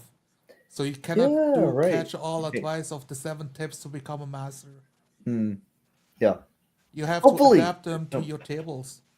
Elf Hunter et al. Feel free to cut this up. Find sections of this that you find like, whoa, that stands out. These guys are saying something super cool and good here. Let's clip that. Use the clip feature of YouTube to the benefit there. Um, yeah, Also and to the point of myself, I've been like GMing for 10 years before I found 40 roleplay, and I thought I was always trying to improve myself, mhm. and every step of the way just thought I'm never good enough or I will never be good enough because there's always more to prepare, more to learn, more to study. Like the quest never ends to entertain the players. Well, It was only before the roleplay when I had the shift in philosophy. I am not here to entertain the players. I am a player. We are entertaining each other. So they will carry parts of the burden and we will mhm. share the boulder together. That's how you get it fucking pushed up the mountain, man. I love that. Yeah, share Yeah, the boulder. Exactly. yeah, Share the boulder. yeah. And here's the thing, though, right? Do not take our word as monolith. I Hmm? mean, you probably disagree with us, right? But if you do disagree with I us, do look at speak the results. truth. I'm spitting. Yeah. Well, we are arbiters of roleplay, obviously, but look at the results. You shall know them by their fruits. This is some of the best advice out there, right? Look at our games the way we play. They go watch the like star level GM that is Matt Colville and like how he runs his game. Compare the two. See what you think seems more interesting to pursue. And I hope like at the end of your games, I cut back 20 minutes of the last parts of the game sessions just so we can talk about the game. Yeah, yeah. Because the players need room to decompress. If they're Which like is like intensely in the world, they need room to decompress and get out of the world again. which is Talk. kind of what's happening here, but one guy, because it's not codified, is still Yes. trying to play in character where the other characters are like, Yeah, they gave up. I want to The get players gave pizza. up. I don't Yeah. know. An hour ago, I had a radio, then the radio disappeared. I didn't hear the gunshots, but the gunshots were radio. I bonked a guy. I succeeded, but Are he we getting didn't fall sausage over. or pepperoni, man? Like, Then he called me out, let's- shot me on the spots. Like, okay, I guess I Right. get. It's the meme, right? Yeah. Guess I'll die. Yeah, yeah. I'll skip ahead a minute. It's an hour and Okay. 46 minutes long. I want to see like how it ends. How do we wrap this up? Good-looking people, just like the Creed said of the Purple Dragons. Kitchen staff are there. You float around. It's empty. Like there's nobody We're still in game. Only Okay, 2 minutes. We're still we're in game. back in. there. Everybody's sick or out or scared, and you float around. You do go up the set of stairs by his office, and he doesn't even notice you. At least he's not paying attention. And Zeus is sitting there, and he's just working on documents. What you'd also see as well in a glass case beside You also his desk see, and you are also do that, and you do that, and then you also do that. Oh my god. So we're like really desperately trying to make things happen here. We're like the clock. Here's a timer. Clock is ticking. Like we're It's like, but the same language started at the very start of the session, so it's not like, oh, now you're stressed. You were stressed the whole time. Yeah, You didn't yeah. allow yourself to breathe and think what the scene looks like, so you can describe it more naturally. And for that really, the only thing that helps you with that, like, take a breather, think it through, and then explain it. And if you didn't have the issue of, what's supposed to be a fast-paced boom bang pow 4-panel comic combat taking an hour or two, you probably wouldn't feel the need to cram for the rest Yes. of the session, right? There you go. 3 parts of the crozier. So he hasn't put it together. When you guys Still last saw going. it, it was in one piece. So either he took it apart into the 3 pieces, somebody else Don't explain also somebody took it apart into 3 pieces. Do He not has it in a explain case. it. in So we 3 have some kind of pieces. MacGuffin. If this phenomenon that's happening in the city right now is caused by him and the crozier has been taken apart. So already that sort of destroys that theory that he's behind it. There could be something else behind it. You're And just you guys don't explaining the know, or at plot. least layout, you don't know if that crozier will work if it's in pieces or if it has to be in one unit. So if you want to report that to everybody else, that's something. This you is can the do. worst way to explain anything of the actual plot of what is happening. world. Session 17, what our big cliffhanger is the MacGuffin is maybe not even the thing that we've been after, and if it is, it's broken into 3 pieces. Holy cow, dude. That's like, is that exciting? Like, is that exciting to anyone? I'm being legitimately I'm here. I'm Like, saying Well, this fun comes Sunday. down to execution completely. It's completely down to execution. no. Because you need to give a satisfying end before you add another mystery. Like there needs to be an end point before that. Oh, players, all that you thought about, now that you theorized, the thing isn't there and it's still working. Your theory was wrong. This is good Because- advice, by the way. Because what you do, random piece of advice. If you have food on game night, eat before the game. Puts everybody in a better mood and helps keep focused during play. Yeah. One thing that, oh man, I had a thought, but then I lost it. Sorry, I interrupted it. It's fine. I'm trying. It's fine. We can move on. Yeah, let's. If I remember it right, that thing is Well, the crozier of herons is certainly a religious symbol that belonged to Okay, the wait. High I Tribunal. have my thought again, so I'm gonna wrap it up real quick. Yeah. So if you have a cliffhanger at the end, like, oh, there's more to the mystery, what you thought is true is actually false. All you're doing with that kind of storytelling is invalidate spending the last 17 sessions with you playing the game. Yeah. That is what we talk about when we say like, oh, that's when the players realize the game master is just doing an illusion trick for you. Yeah. Nothing is real. You're just a man behind the curtain, and the players get so frustrated that they become the own game master because they just think, well, I think I can just do a better job than that guy. They Yeah, kind of suck yeah. at it. And that's what I Or- want to change in my tables. I'm no longer trying to run illusions. The world is real.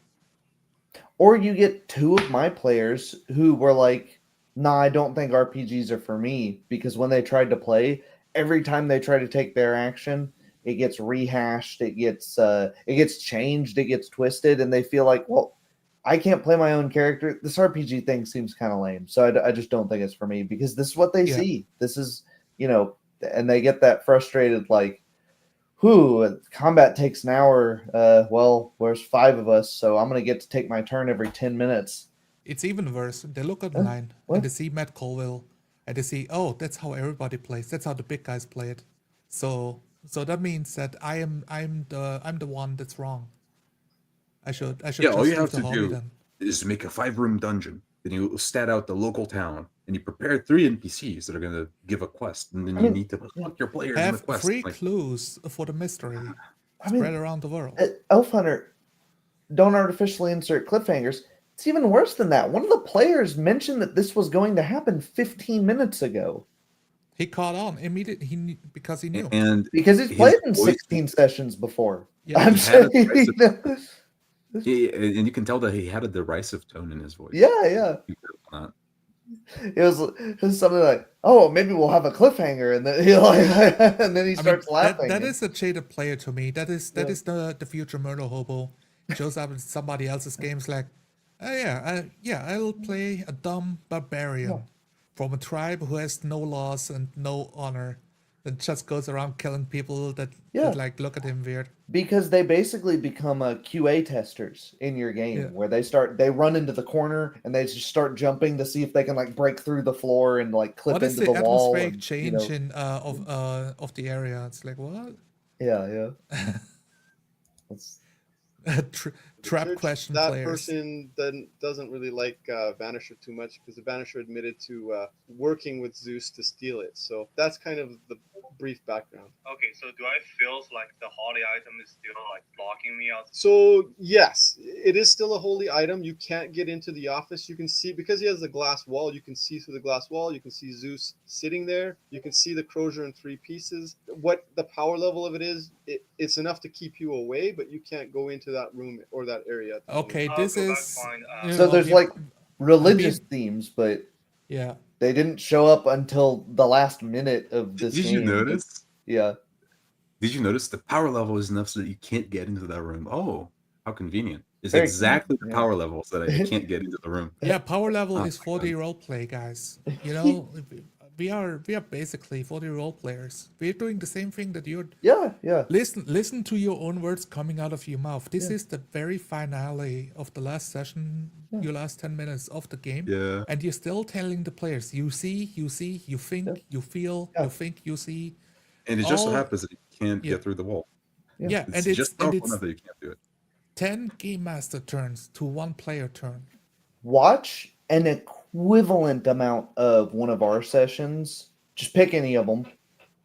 Any one of them. Literally any one. I can guarantee you that. That's my thing. That's my money back guarantee. You didn't give me any money, so good Look, luck. I'm telling you, but the fucking comedy Battle of Troy game that we had more 40 role play. I need to watch that because it sounds and funny. I turned and looked at the camera and winked in character. That's an action I did. Well, and I mean, he also said, oh, it's a brief recap. Dude, this is like one of the last monologues of the whole game. You just have to put like a little bit of background in there. You know, I had to put a little bit of a lore dump. Yeah, if you do the monologue should be like in world, so I can imagine it. Yeah. Even with superheroes, I think you have the diegetic means to do the narrator, yellow box text. Meanwhile, unbeknownst to our heroes, I think that could work. It could fit with the tone of the game if you wanted to do something like this. Like, it doesn't have to be so cut and dry of, because comics can be like this. They can be, oh yeah, there's been 5 issues since this character's even been brought up. You can have that little box text of where it'll often say like, see issue 67 for what's actually going on here. That sort of stuff does happen, but just like mention it after the session. Somebody's not going to stop where they're at in the comic book and then close the comic book and then go back and open up issue 67. They'll probably just bookmark that and be like, I need to reread issue 67 because I don't remember what was happening there. I'll go back and to that's it. the thing, though. I think this is seeing all of this. I think I understand better what he meant when he said that. How can you let a player 4D? Isn't your player going to say, "Oh, my power is that I can't die, I can't be killed, I can kill anything with one attack. My power is Superman." That's what 4D is. Yeah. And you can see why he told us that. Why he had that genuine question. Yeah. Because he's playing with players that are trying to trap him. Yeah. If he tells the players, "Oh, you can do whatever you want. You just describe what you do, and it happens in the universe." He has that word, right? But one of his players is going to say, "Oh yeah, I can't die. I killed a bad guy. I go to the MacGuffin and I grab it. I win the game." Yeah. Like, play with players that want the same thing from the game that you do. Right? Yeah. And I will say that a lot of these issues that we've been seeing with the players were good. Yeah. A lot of the issues that I've seen with a few of them was that just they were conditioned to play like this. Mm-hmm. They were conditioned to be careful. Mm-hmm. Because the GM, he's like changing everything I do, so I need to try to describe it as well as I can. Yeah. So that the GM is not going to make me roll. And the GM gets 90 actions to my 1, so I've got to make sure this is a good action. I only get 1 shot, so I got to make sure it's a damn good shot. And even then, we don't know if the players play other role-playing games with other people. Mm-hmm. All we know is they played 17 sessions with you. So we're going off the assumption they have to learn it from somewhere, and we know this. We watched this session here, and like by our experiences of how we played beforehand and what we see online, the record tracks. Let's see if we can finish off. I think we got like 30 seconds. You go back to Vanisher. You tell him everything that you found. Okay. I still think that we should make our move. You're human. Guys, mute your Discord if you're like the D-dudes are getting crazy here. It's That thing is not. and I totally understand this is a problem for you want to have like a radio show and play with players, but you're kind of an amateur at it. There's a button you can just turn off all the ping pong noises of Discord. Just every time you want to record something, turn that off. Yeah, if you're going through the effort of editing out a Dead Space and having music and like this is much lower effort, right? Yeah, that gives you more benefit. Yep. And geez, if you keep that under your clothes or something, like people are not gonna. The other thing is, and this is just from a political standpoint, the royal family could get mad at us all they want about going after Zeus, but if we get the closure back, I mean, we could even spin that into, hey, look what the royal family did for the people. And that's a good. I hope that's in character. The royals, and when the royals found this out, that it was gone, they employed us to go get it, and they can blame whoever they want for the theft. It doesn't have to be their own family member. Technically, that's kind of true. We do privateer points. That's correct. You guys have a little more leeway than most. Why are you authority talking? as long as you're working on behalf of the people, at least the royals. So yeah, we'll end it there. Well done. Awesome. Thank you. You're welcome. Good night, everybody. Okay. Well, so at the very end, it wasn't even in character. Like for a moment, I was like, "Oh, could it be in character?" And then the GM confirmed, and it's not in character. That is correct. And that's the end of the game. Yeah. So let me read to you from the blog post. I'll stream the blog post here too, because this is, if you watch to the end here and you can explain to me what's going on here. I mean, thank you for watching 3 hours of critique of your own work that you are putting out online. Because I have to say it, Tyler's gonna rip into you. In order to finish the tale and sort real life from fiction, we started the show on the 3rd and final story arc to conclude the tale of Strange Corpse Posse properly, we ended with questions about the political state of things and outside of a room with an object inside it that we can't go into.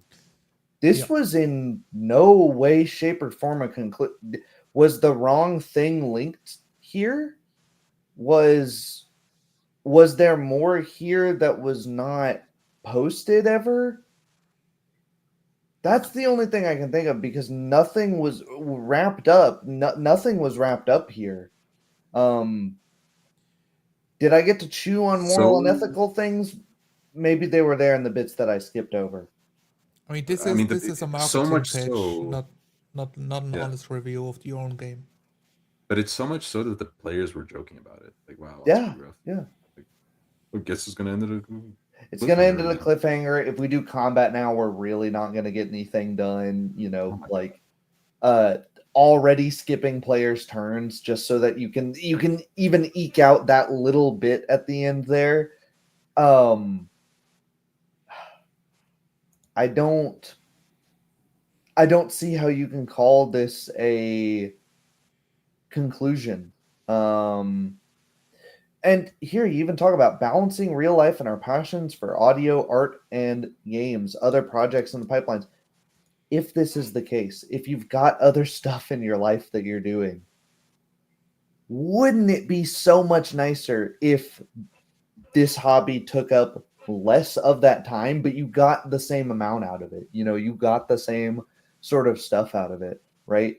I don't want a movie to be 5 hours long just for the sake of going, I took up 5 hours of your free time. No, I would like the movie to only be an hour and a half long if that's the only time that it needs to take from me, right? You know, we have the essay word requirements where it's like, this needs to be a 2,000 word essay, and it's like, but I can answer the question in 500 words. Why does it need to be 2,000? You know, it's just wasting both of our time. So. And it's really, you know, kind of keep speaking in metaphors because I'm not sure how else to translate it to this gentleman. You have to let go of the string for the arrow to fly. You know, loosen your grip and let your players act in your role-playing game. Let them role-play. Yeah, that's a lot of work. Like, work was put in. That's a lot of work. Okay, here's the thing, all right? I'm gonna say a few things about that I enjoyed about the game, right? I like that the players were a little bit. They did role play to a certain extent. What was allowed for them to Yes. play. But overwhelmingly, I think it was very negative. Would you say that you role play in that game? Because you were the GM, right? Mm-hmm.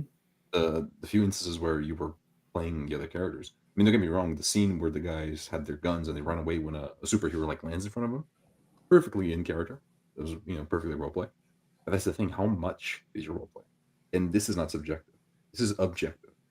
Think about how many little instances of role play there were interspersed with all of those scenes of just talking too much, right? Did you role play? Did you role play 5% of the game? 10% of the game? Shouldn't try to aim for more. Like, we're playing a role playing game. The intent is to role play, and the interesting thing about the game is the role play. So, how much did you role play in those however many hours it took to record that?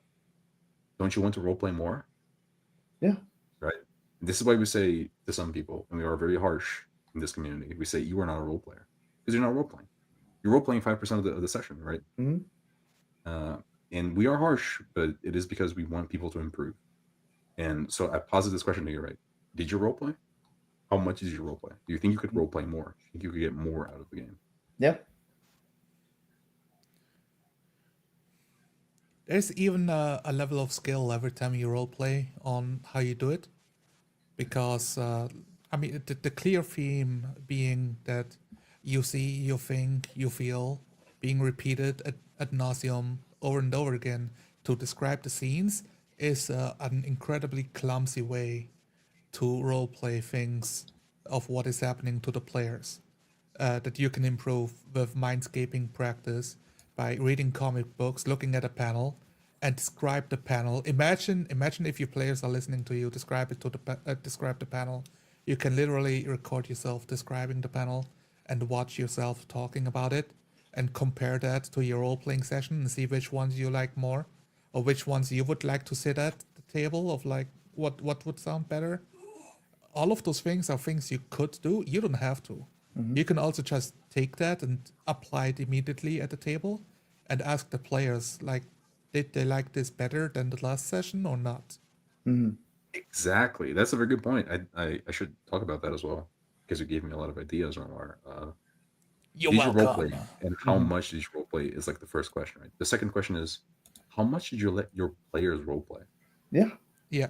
How much did you just, how overbearing were you Mhm. at every single point? Where the players were, they were beaten down. They were like little puppies. You know, can I do this? Like they're not talking in an environment that is conducive for their own role play. If they need to ask permission for everything, Mhm. if they need to doubt their turns, like and ask 5 questions beforehand because they don't want to get something wrong, and you make them roll to see if they can even just make a sign in the dark, right? Yeah. Um, how much did you allow your players to role play? Because Mhm. those players, they separated their time to be with you, to play in your game. Mhm. So why is 90% of the time you talking as a GM? Mhm. You know, 90% might be like, I am obviously being hyperbolic, But it but is 10-1, like yeah, to one player, you know? yeah, There is a thing of, well, how much do the percentages mean? It is for you to determine, like to have Yeah. something to measure against, Mhm. right? So it's not like all like vague, like in the air, like, ooh, who knows? It's timey wimey how long I talk. You can like stop and watch how long a round takes and how much of that round you're talking. Mhm. Now, personally, I don't do that. I don't really give a shit. But what I care about is keeping my turns short and uh, express as much as I can with as few words as possible, so my players can act again. Because the players, they have like all of these ideas. They want to get them out there. And if I take too long in my descriptions, they lose their ideas. They start trailing off and then they forget. And now it's their turn and they're trying to think it again. And I'm a big fan, a big advocate of having flow in your role playing game. So, upon a quick inspection, if you go back to the prior episode, the session 16, uh, there's way too many players in this game. This, I, how many players did you guess were here just by the way Oh, that it played? I was 5 or thinking so. it's like 6 or 5. Yeah. There's 8 players in this game. When did they talk? Yeah, I don't know No if they wonder someone lost hopped in players mid game and they just commented on it casually, you know. or if they lost players between sessions or Since it's an online game, maybe some just leave for dinner because mom is calling or something. I don't know, but like that's too many. You're herding cats at that point. It's hard enough to get like 4 people to exist in the same space consistently week Oh after my god. month. Okay, let's talk about this for a real quick aside. Trying to get 3 other players on the same boat that they all carry the story, like the game world with you, and add elements and stay in character and explain the world. Now you try to do that with 8 other players to Yeah, get them all on that's board. One of them is gonna say, nuts. I don't Yeah, really give a shit, just tell me a yeah, story and I will roll dice. right.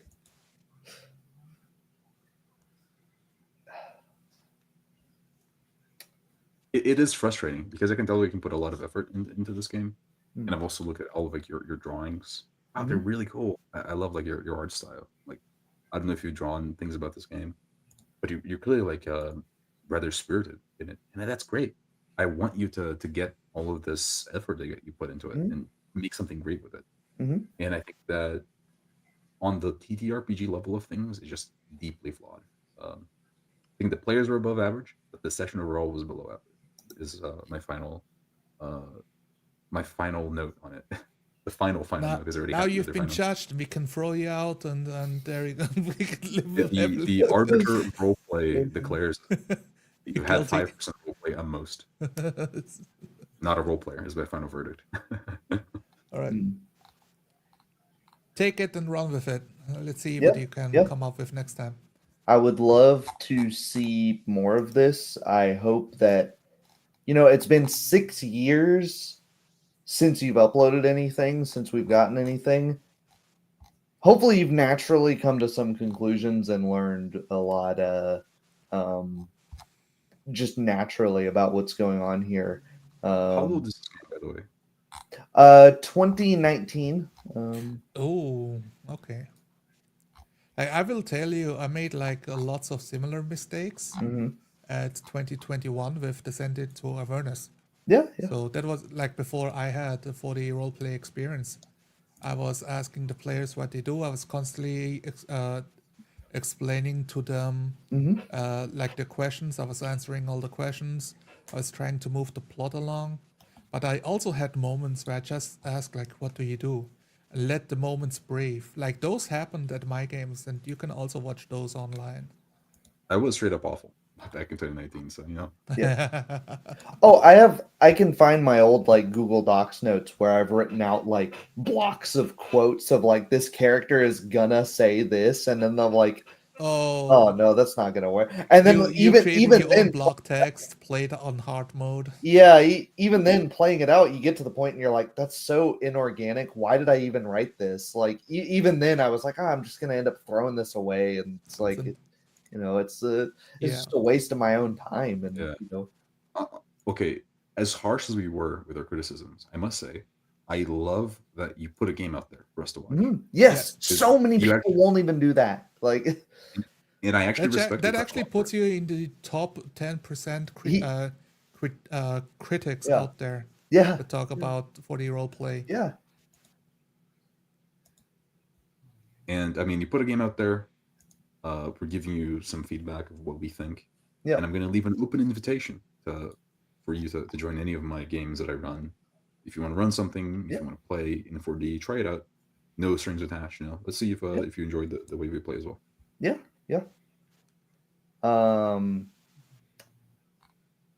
I just wanted to look at some other like context from the blog posts, but there is this idea here that stood out to me, which is found a group of people that were brave enough to let me record them. Felt like a very huge risk at the time. Just no risk, man. You're seeing the worst part of the risk, which is we point and make some fun. We point and criticize. There's no risk.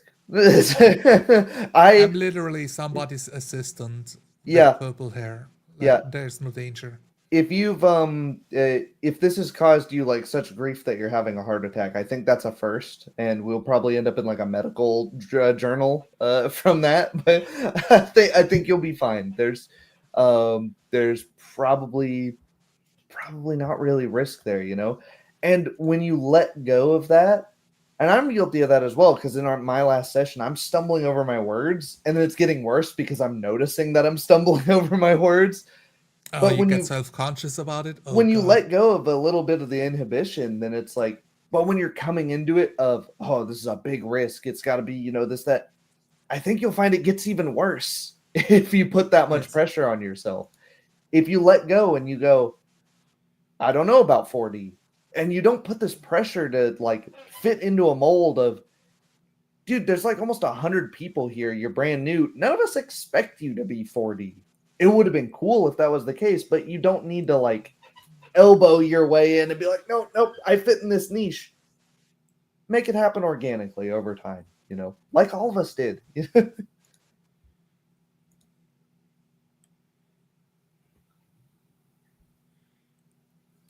Got nothing to add, really. Yeah, this is it. Yeah. All right.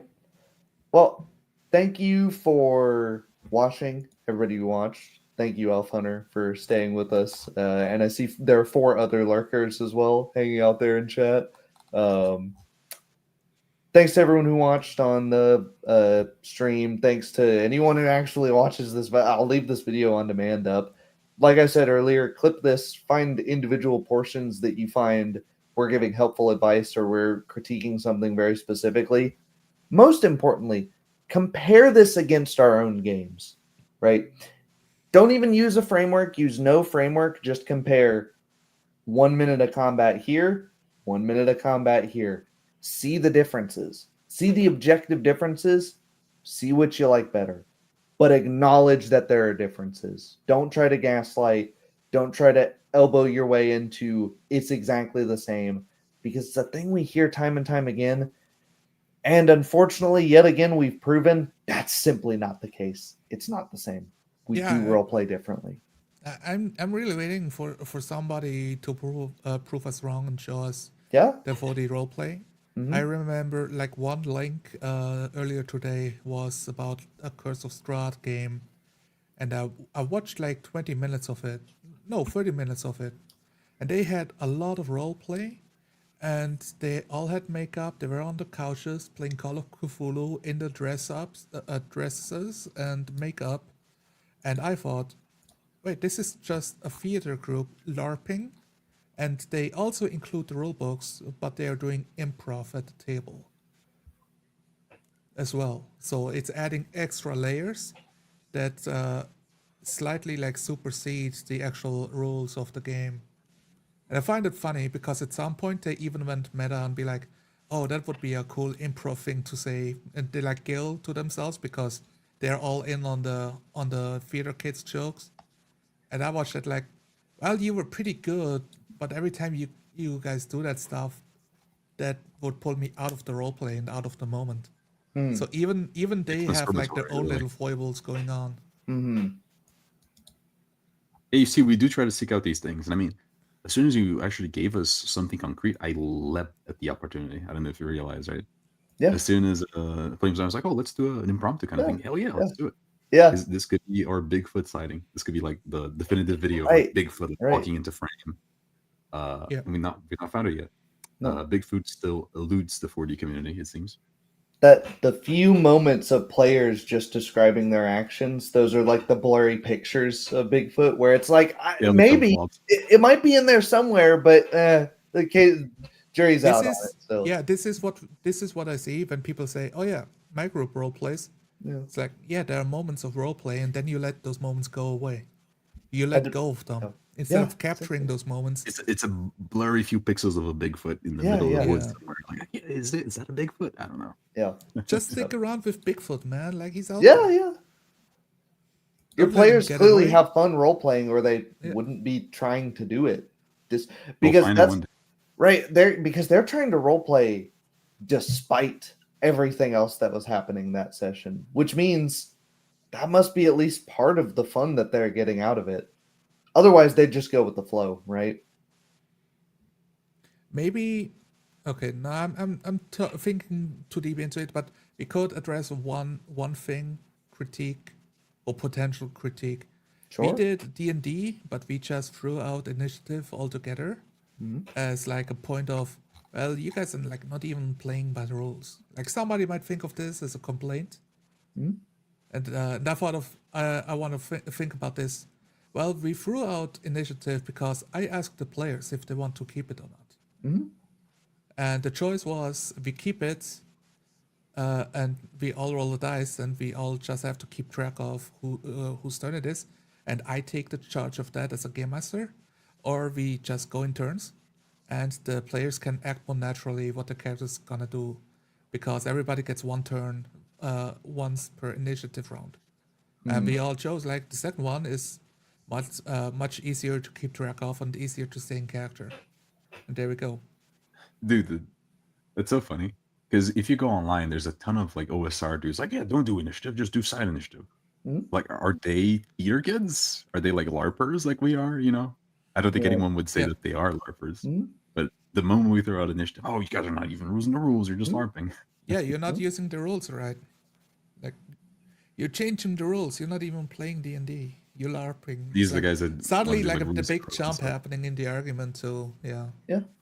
Well, and I mean, just look at the responses, right? Where it's like, you give me a clip of your, a link to your, or just the name of whatever your actual play is. I'll make a 3-hour long stream. It's 4 a.m. here for me. I got work tomorrow. It's a short day. But when I post a short clip of my game and want your opinion on it, it's I thought I might have struck a nerve. It's standoffish immediately, and it's like there's nothing constructive about it. I can't even tell what your problem is with what my clip is. So it's like if you're going to make claims such as, "Oh, you guys don't use the mechanics," and then I show here's a clip of us using the mechanics, and we just brush it off and move on. It's like, okay, what are we doing here, man? It doesn't put us on the foot of honesty. It doesn't put us on the foot of a good faith discussion. And it doesn't help, no offense, that you're like the 9 millionth person to follow this exact path of things in like 3 days, but also over the course of like 2 years, where it's like this is a routine pattern of I role play. In fact, we do it exactly like you do. Oh, okay. Let's go see it. Well, you guys don't do this. Yes, we do. Here's a video of it. No, I've seen your videos. Have you? Here's a specific example. No, I don't need to see that. How is this? This is an inhuman conversation. This is when Elf Hunter said earlier, no offense, but I feel like we're being trolled. That's because this it feels like we're talking to an AI, where like the AI is just spitting out random nonsense. Like, and I mean, you can tell that we're passionate about this if you're making like a 3-hour video after we had like a 50 message long conversation on Discord. You know, it prompted everything. And that's the thing, though, right? We're really passionate about this because we actually care about this, and I'm not using any form of deception when I say that we all want to improve. Maybe your game would be better than ours. Like, wow, okay, this is a better game. I could do this, I could do that, right? We gave it a good old college try, if you want to put it that way. Yep. And you say, I'm interested. I'm legitimately interested in your opinion. Clip this, send it to him, add him, whatever. You say you don't do the videos thing, and you say, hey, the game we're done doing it in the podcast format. It's going to keep going like maybe in person. What happened with this game? How much longer did it keep going after this? What was behind the decision to stop putting it online? Personally, you must have some opinions, some criticisms of your own. Did it take too long to edit out all the pauses? Is that that would be a big thing for me. God, I can't imagine how long that took. Or was it issues with the game itself? Could be. I don't know. That's a legitimate question. I would like to hear it from the horse's mouth. Yeah. Like I said, judge the objective things that you can visualize from one game to another. Right. You might think that we subjectively prefer a few things. No, judge the objective things. Judge how long it takes for you to get through combat. Judge how much of the game you spend role playing. Right. But besides that, if I can put some meta commentary in, wow, this was really productive, Tyler. I think this is much better than just typing away a Discord for hours, because now we have something saved for posterity, right? Yes. Right. I mean, yeah, this was like one of the big reasons for Crimes Against Roleplay. I wanted to target smaller channels to give actionable advice to people. Yeah. Not bigger channels where they will never pay any attention. But the worry was always like, oh, they're gonna feel like they're being bullied, and that like we are out there hunting them down or something. So we stop, because that's not what we want to achieve. And also, we have nothing new to say. The last 3 videos, like Crimes Against Roleplay, we did, it was all the same issues. So we stopped doing them. And that's part of where you can see the objectivity, though, is when we're seeing the same issues over and over and over again. It must be something that's like, all right, that's how you get the typology. That's how you get like, well, that's an objective issue. You get guys like XP to level 3, a pretty big YouTuber, that he correctly points out problems a lot of the time. Metagamers, guys asking the questions, but then he doesn't find out good solutions to them. He's just like, I guess that's just the way it is. And it's like, no, I reject that. You got to solve the problem. So on that note, away for a second, keep going. Yeah, no worries. On that note, I guess I would have like 3 things to solve a huge chunk of this. Is just give some breathing room, pause between your descriptions, let your players naturally come out there. That way you don't have to go, okay, what are you doing? It's your turn now. You get to play the game. But I have to prompt you that you get to play the game, because otherwise I'm just going to talk and talk and talk and talk and talk. Give them some breathing room. That'll help you as well. You won't feel like you have to memorize all sorts of stuff. Don't rehash what your players are doing. Let them describe their actions, and then describe the way the world and the characters react to that. Number 3, this is a tough one if I have to put it to top 3 issues. I think those 2 are for sure the top 2. Those are the 2 egregious, like, major mistakes. Right? Yeah, Everything else yeah. is, I wouldn't say it's a nitpick, but it's something that you can improve upon, right? The 2 are like big flaws that you need to fix. These other things are more things that you can improve on, which would make the game better. But it wouldn't break it if you didn't improve. Yep.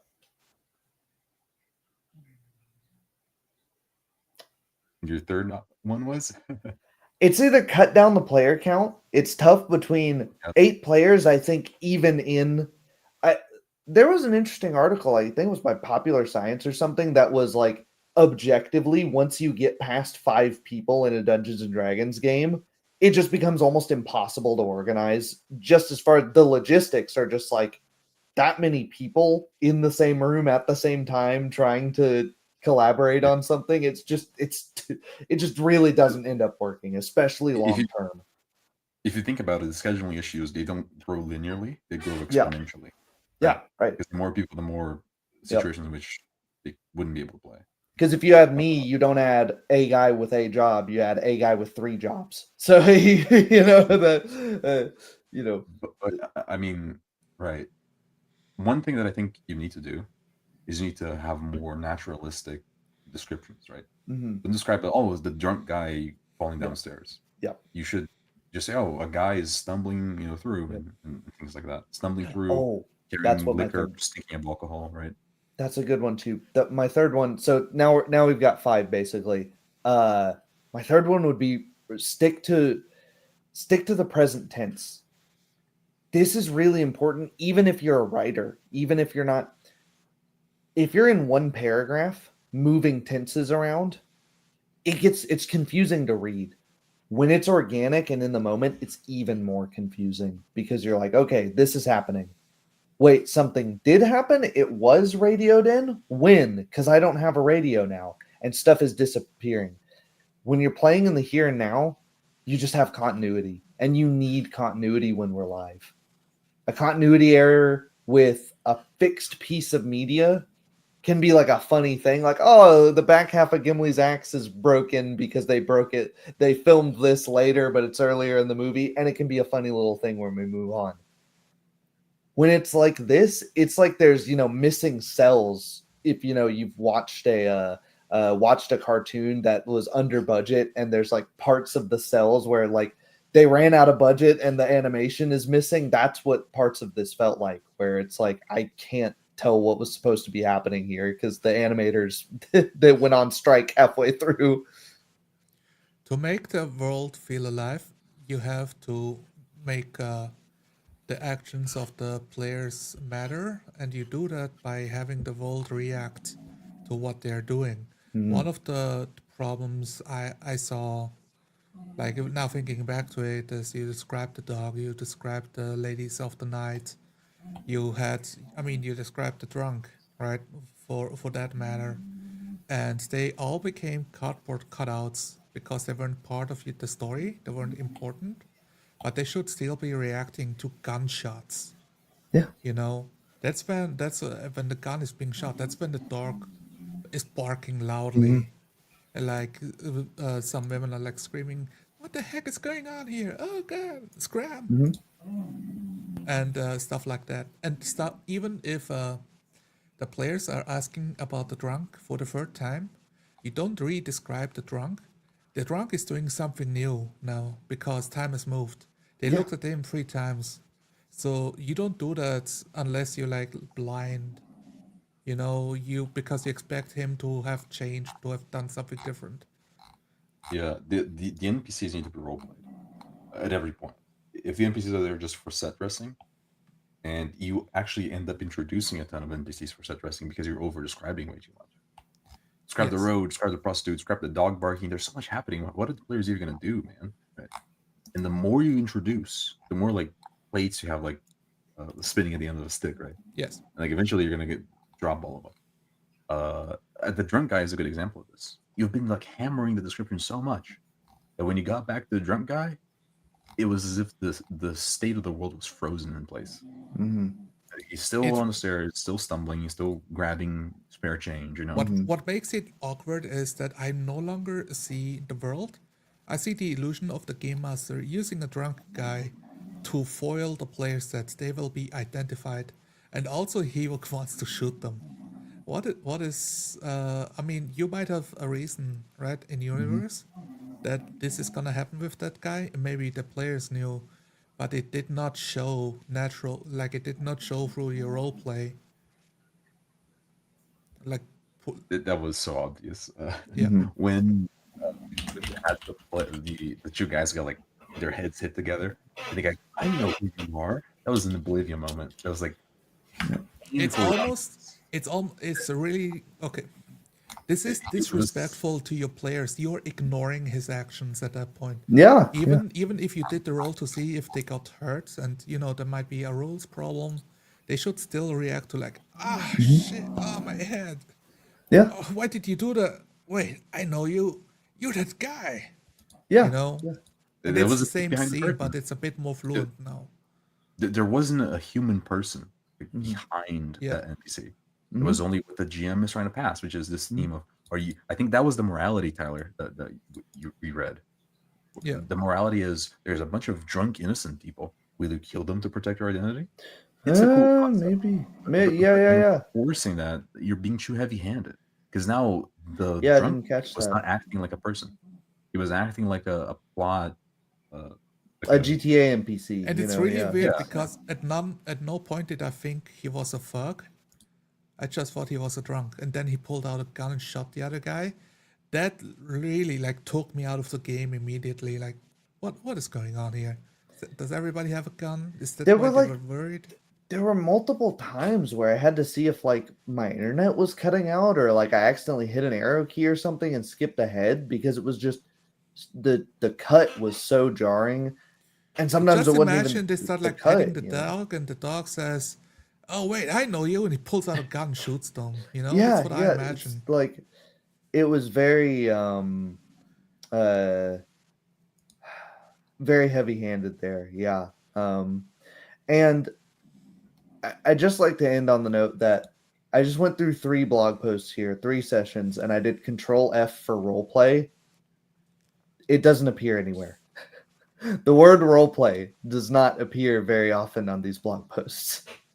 What does appear is here's a live play superhero podcast. Game master is Richard, who, after many years, takes on the mantle of storyteller to share his ideas in the superhero universe he created. Oh, storyteller was a popular term too. It in was, but 2019. this is like if you've actually watched a lot of our content, you know that this is pretty much anathema to the way we talk about and the way we consider games. Because if you're a storyteller and you want to share your ideas in your world, that's super cool. Yes. This is not the best medium to do it in, I don't think. Oh yeah, we didn't even talk that's about crazy. that. Yeah. Conway's How favorite can you- argument. Yeah. How can you just show up and say that, oh, I've been 4D? Yeah. You guys. I've been Yeah. 4D since like 1985, man. Yeah. It's like I show up, oh no, I've been using your superhero universe for longer than you have, pal. Yeah. Completely ridiculous argument. Yeah. And That's this medium argument is really strong, in my opinion. It's really cool that you're telling stories. And like I said, I want you to be successful at that. Role-playing games are not the medium for that. Role-playing games, I mean, the proof is in the pudding. The name is a role-playing game. It is a game where you're primarily role-playing, right? And I mean, we have the game mechanics, sure. But in a role-playing game, you role-play. Like in a ball game, you play with a ball around, right? Yeah. And was that what we saw in the session? You know, I think we role-played like 5% of the time. Not even that, maybe. I think we've reached Circle's talk Yep. territory. Yep. I Yeah. think, 30 minutes ago. I think we've squeezed it. We've Squeezed. squeezed it out. Yep. Let's wrap it up, boys. Yep. So wrapped up again. Thanks guys for watching. Again, clip this up so it's not egregious. And yeah, Just watch all of it. You know, it's all of it. You know, you this put is over 40 hours into your last episode. You can put in 3 hours watching critique about it. or you can just watch 30 minutes and you'll probably get a good grasp. You get most of it. Yeah, Well, you'll get the most of it. You know, you can watch you the can probably, 2x speed. And yeah, do your listen while you're doing your dishes, what have you. Thanks to Crispy for letting me steal this title. This is the first one of these I've done. I think this is a really fun format, the unsolicited advice. So if you guys are brave and want to put your stuff out there and then send it, I guess it'd be solicited advice in that case. But you know, if you put your stuff out there, we'll come looking for it because we're always looking for role play. I don't know if I'm gonna do 3 Yeah. hours again. Most of these can be given in 20 minutes. Yeah. That's yeah. I would love to show up again, man, because it's very productive to do this kind of video. Yeah. And it's something that you can always keep learning as you're progressing, right? Yeah. I would love to take part in one of these again. Yep.